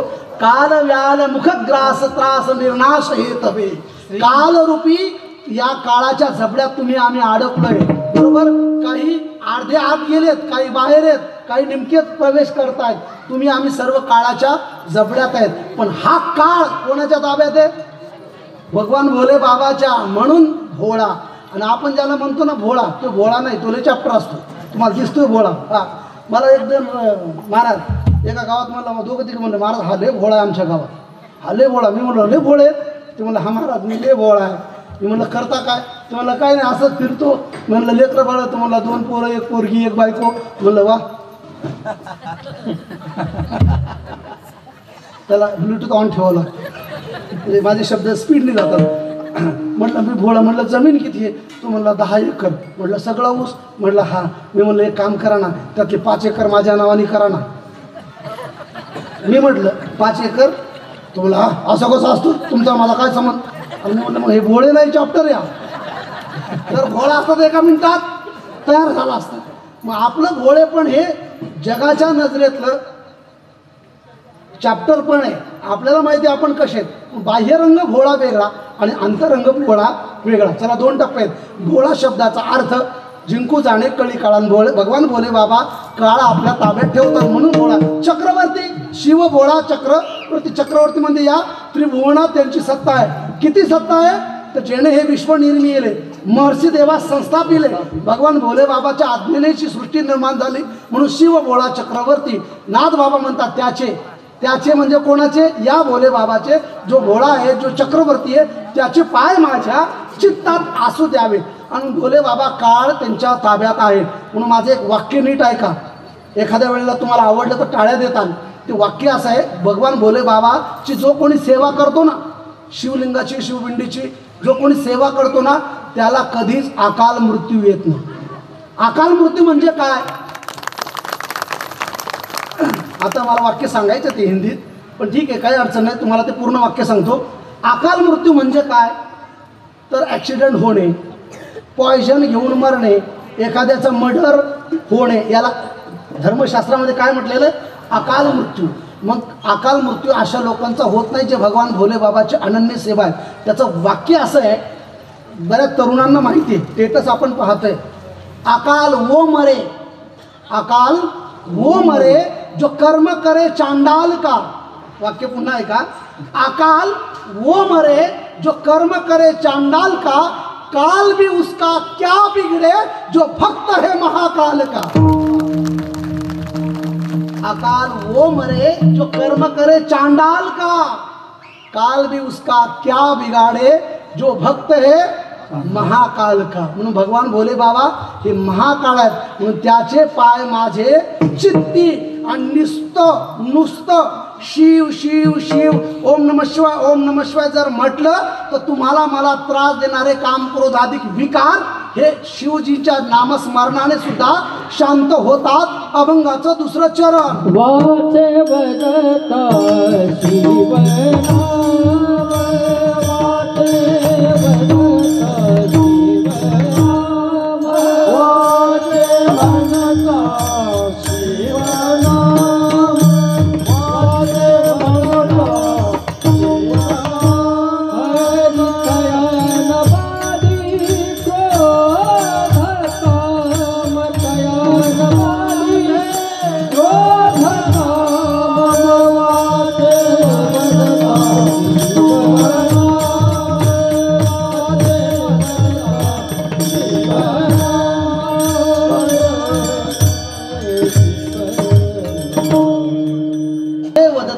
शिव नाम, शिवनाम तयान वादे क्रोध काम. भगवान भोले बाबाच्या नामाचं सामर्थ्य किती आहे. तुझ्या नामाचा महिमा तुझं न कळे मेघ श्यामा, त्यालाच माहिती नाही पण एवढं सामर्थ्य संतांनी दाखवून दिलं. वाचे वदता, वद वदती म्हणजे बोलणे, वचन चक्र धातू आहे. या वाचेने जर आपण भगवान भोले बाबाचं सतत नमः शिवाय नमः शिवाय नमः शिवाय जर जप केला ना तर तया न बाधे क्रोध काम. त्याला काम क्रोधाधिक विकार त्रास देत नाहीत.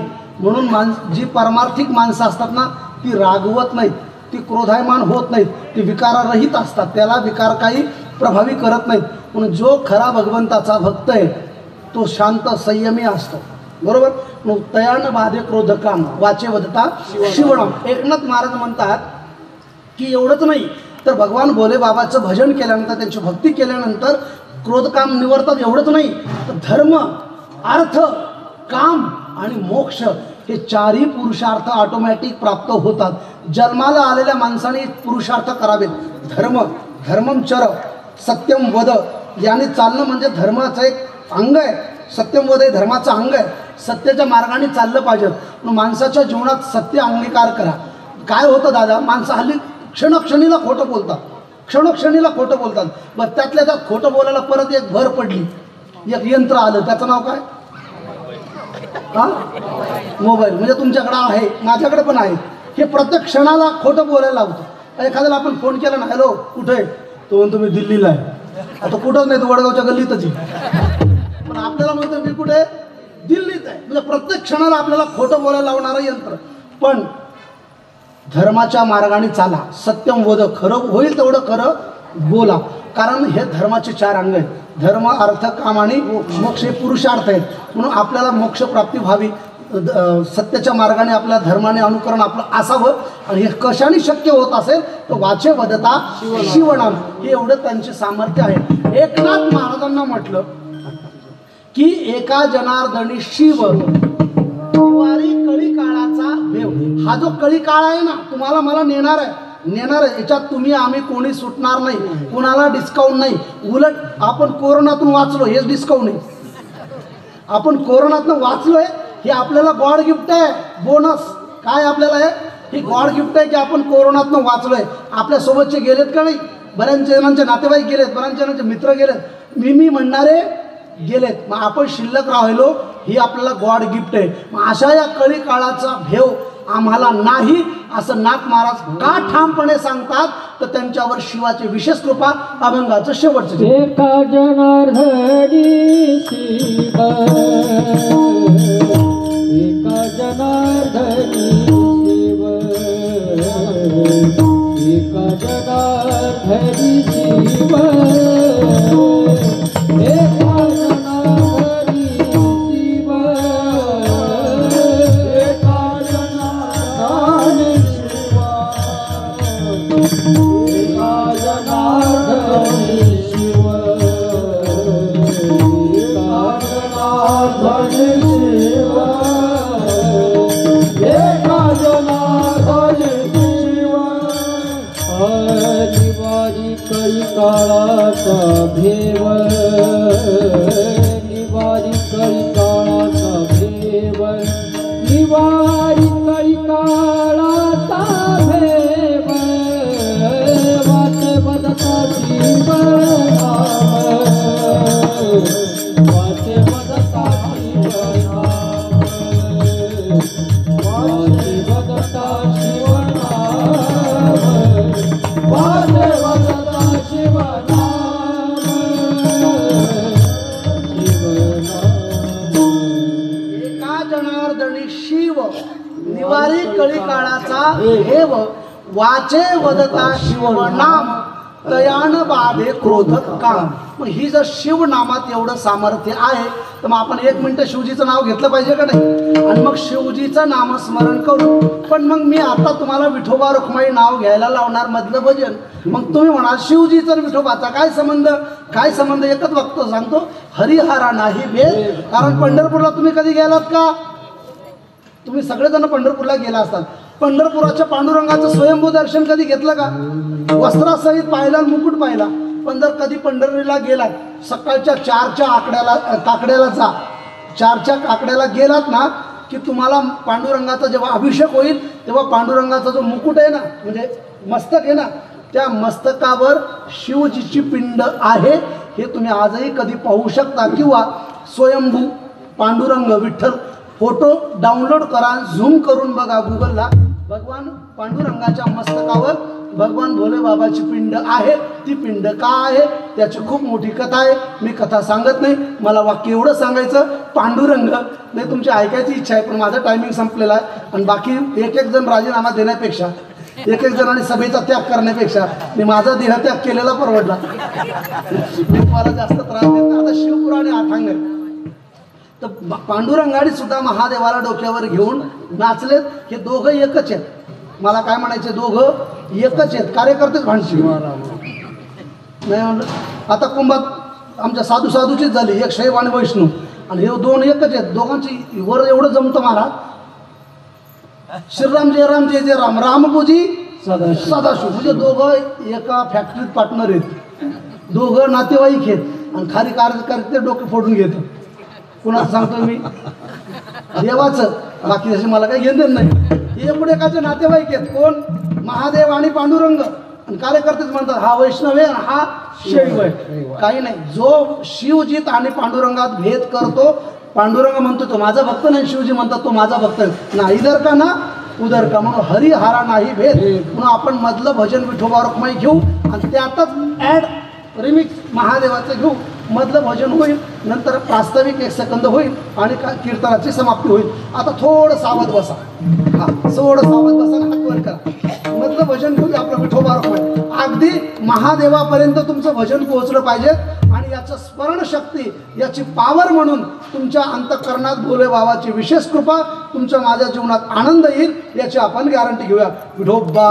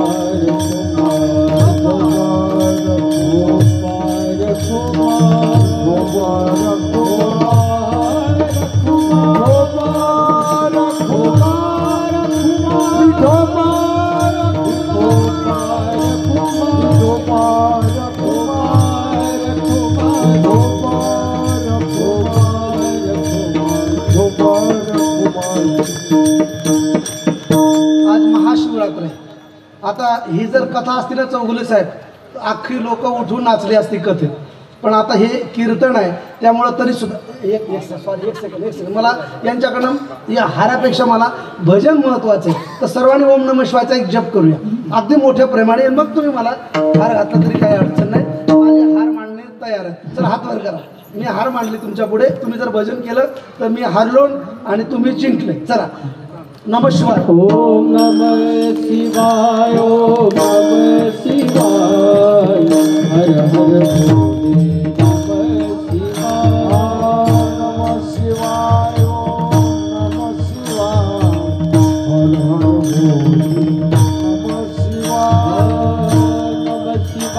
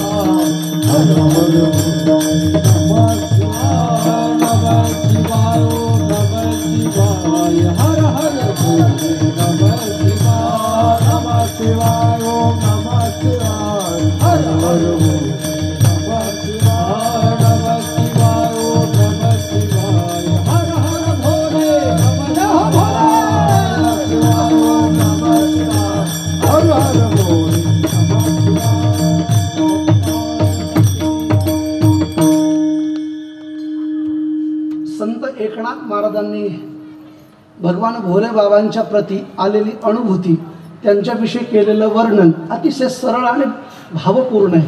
भगवान कसा आहे तो भोला आहे, चक्रवर्ती आहे, सम्राट आहे. त्यांच्या नामात काय सामर्थ्य आहे तर कामक्रोध हे समूळ नष्ट होण्याचं सामर्थ्य भोले बाबात आहे. एवढंच नाही तर 4 पुरुषार्थ धर्म अर्थ काम मोक्ष शिव देखता प्रत्यक्ष. पण भगवान भोले बाबाच्या दर्शन मात्राने काय होतं ही आलेली अनुभूती. आणि भगवान भोले बाबाचं स्वरूप म्हणजे काय तर मी 1 मिनटं सांगणार आहे आणि माझ्या कीर्तनाचा अंतिम चरण मी गाठणार आहे कीर्तनाच्या वेळेचं. तर भगवान भोले बाबा हे कशाचं स्वरूप आहे तर श्रीमद भगवद्गीतेमध्ये विभूती योग सांगताना भगवान जसं सांगतायत विभूती योग की अर्जुना तुला जर मला शोधायचं असेल तर मी कशात आहे तर मासाणा मार्गशीर्ष हो. 12 महिन्यातल्या मार्गशीर्ष महिन्यात विभूती मी आहे. एवढंच नाही तर अश्वत्थ सर्व वृक्षाणाम, अश्वत्थ सर्व वृक्षाणाम. भगवान विष्णूला जर कलियुगात पाहायचं असेल तर अश्वत्थ म्हणजे पिंपळ हे कोणाचं विभूती आहे भगवान विष्णूची. मग महादेव म्हणजे कशाची विभूती आहे? तर बेलपत्र, बिल्वपत्र म्हणजे महादेवाचं स्वयंभू, आणि दुसरं रुद्राक्ष. आता रुद्राक्ष शब्दाची व्याख्या काय? तर रुद्र म्हणजे महादेव, रुद्र म्हणजे महादेव, आणि अक्ष म्हणजे डोळा.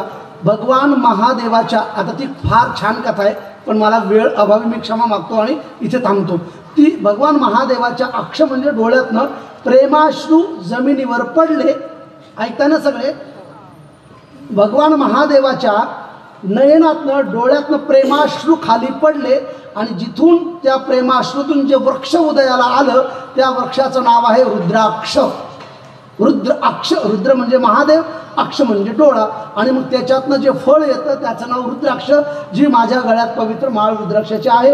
आणखी कुणाकडे रुद्राक्ष असू शकतात, आणि ते रुद्राक्ष असे आहेत 1 ते 14 मुखी. किती मुखी? 1 ते 14 मुखी. म्हणून 1 मुखी रुद्राक्ष परिधान केल्यानंतर काय होतं, 2 मुखी केल्यानंतर काय होतं, याचं खूप छान शिवपुराणात विवेचन आलेलं आहे. बिल्वपत्र म्हणजे काय?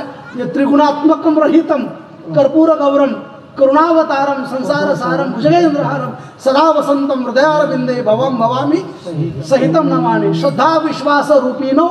मग महादेव हे श्रद्धा आणि विश्वास याचं स्वरूप आहेत, आणि म्हणून एक रुद्राक्ष.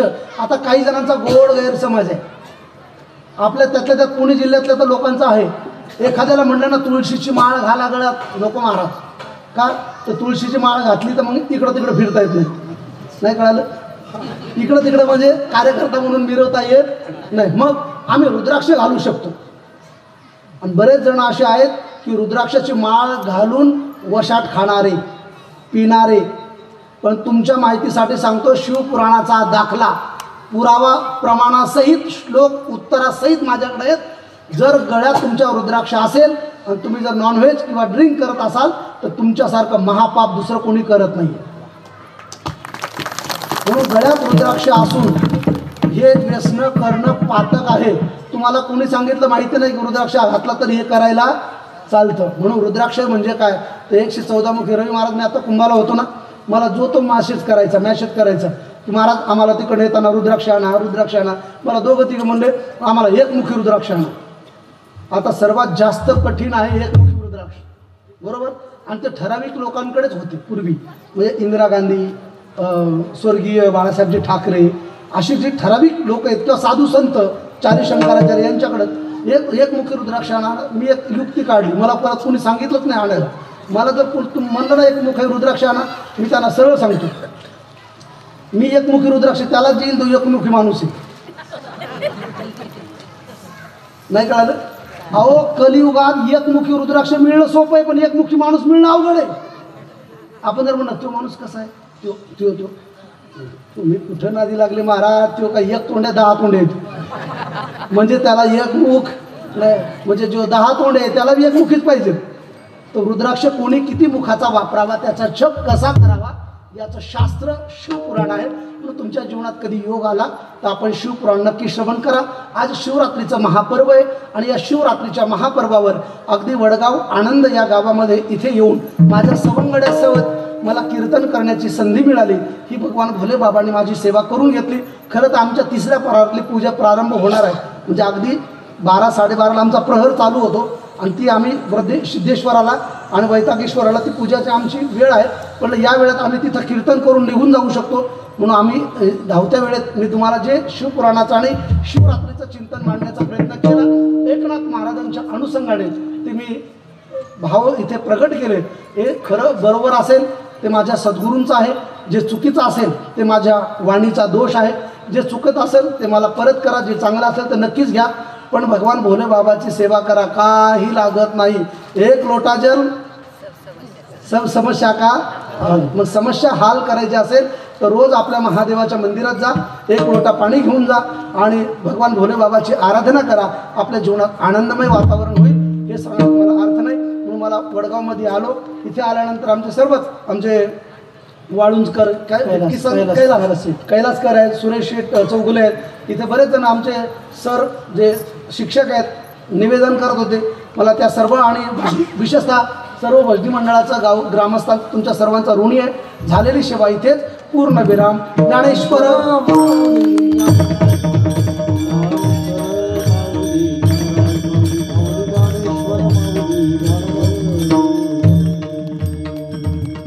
परत एकदा सांगतो, झालेली सेवा देवादिदेव महादेवाच्या चरणी, अवधूत चिंतन श्री दत्तगुरूंच्या चरणी आणि समर्थ संत रामदास बाबांच्या चरणी समर्पण करतो. तुम्हा मातृशक्तींच्या चरणी समर्पित करतो, पुरुषांच्या चरणी समर्पित करतो. मला पुन्हा एकदा धन्यवाद देईल. मी ज्यांच्या समवेत आलो ते भक्तिशक्ती संघाचे अध्यक्ष आणि माझे मित्रवर्य श्री संदीपजी महाराज लोहोर, त्याचबरोबर आदरणीय श्री मते महाराज आणि मृदंगाला ज्यांनी मला साथ केली. ही मोठी व्यक्तिमत्व आहेत, पण म्हटलं चला आपण जाऊया, आनंद घेऊया. आदरणीय रवींद्र महाराज चव्हाण आणि आदरणीय महाराजांचं नाव मला माहिती नाही, पण आपणही चव्हाण वा वा छान चव्हाण म्हणजे बहुसंख्या काही अडचण नाही. तर तुम्ही सर्व आणि सर्व टाळकरी अगदी प्रसन्न टाळकरी होते. सगळ्यांचे चेहरे प्रसन्न आहेत. मला आवडले, टाळकरी आवडले बाबा, खरंच आवडले. नाही तर कधी कधी असं वाटतं की यांच्याकडे पाहून आपलं लवकर जिहारी करावं, पण तुमच्याकडे पाहून मला ऊर्जा यायची. म्हणजे तुम्ही कमी संख्या होते पण मला ऊर्जा देणारी मंडळी. काय असतं, सरकार टिकवायचं म्हटलं की पाठबळ लागतं आणि यांचा पाठिंबा होता. काहींचा बाहेरून पाठिंबा आहे, आत नाही येईल पण बाहेरून का पाठिंबा, पण असे ना, पण काहींचा बाहेरून पाठिंबा आहे. तुमच्यामुळे हे 2 तासाचं मी कीर्तन सत्र टिकवण्याचा प्रयत्न केला. एकच वाक्य सांगतो, जितनी मेहरबानियाँ आप लोगों ने मुझ पे की उतनी तो मेरी औकात नहीं. कृपा है मेरे ऊपर भोले बाबा की, राधा रानी की, वरना मुझ में ऐसी कोई बात नहीं. जय विठ्ठल.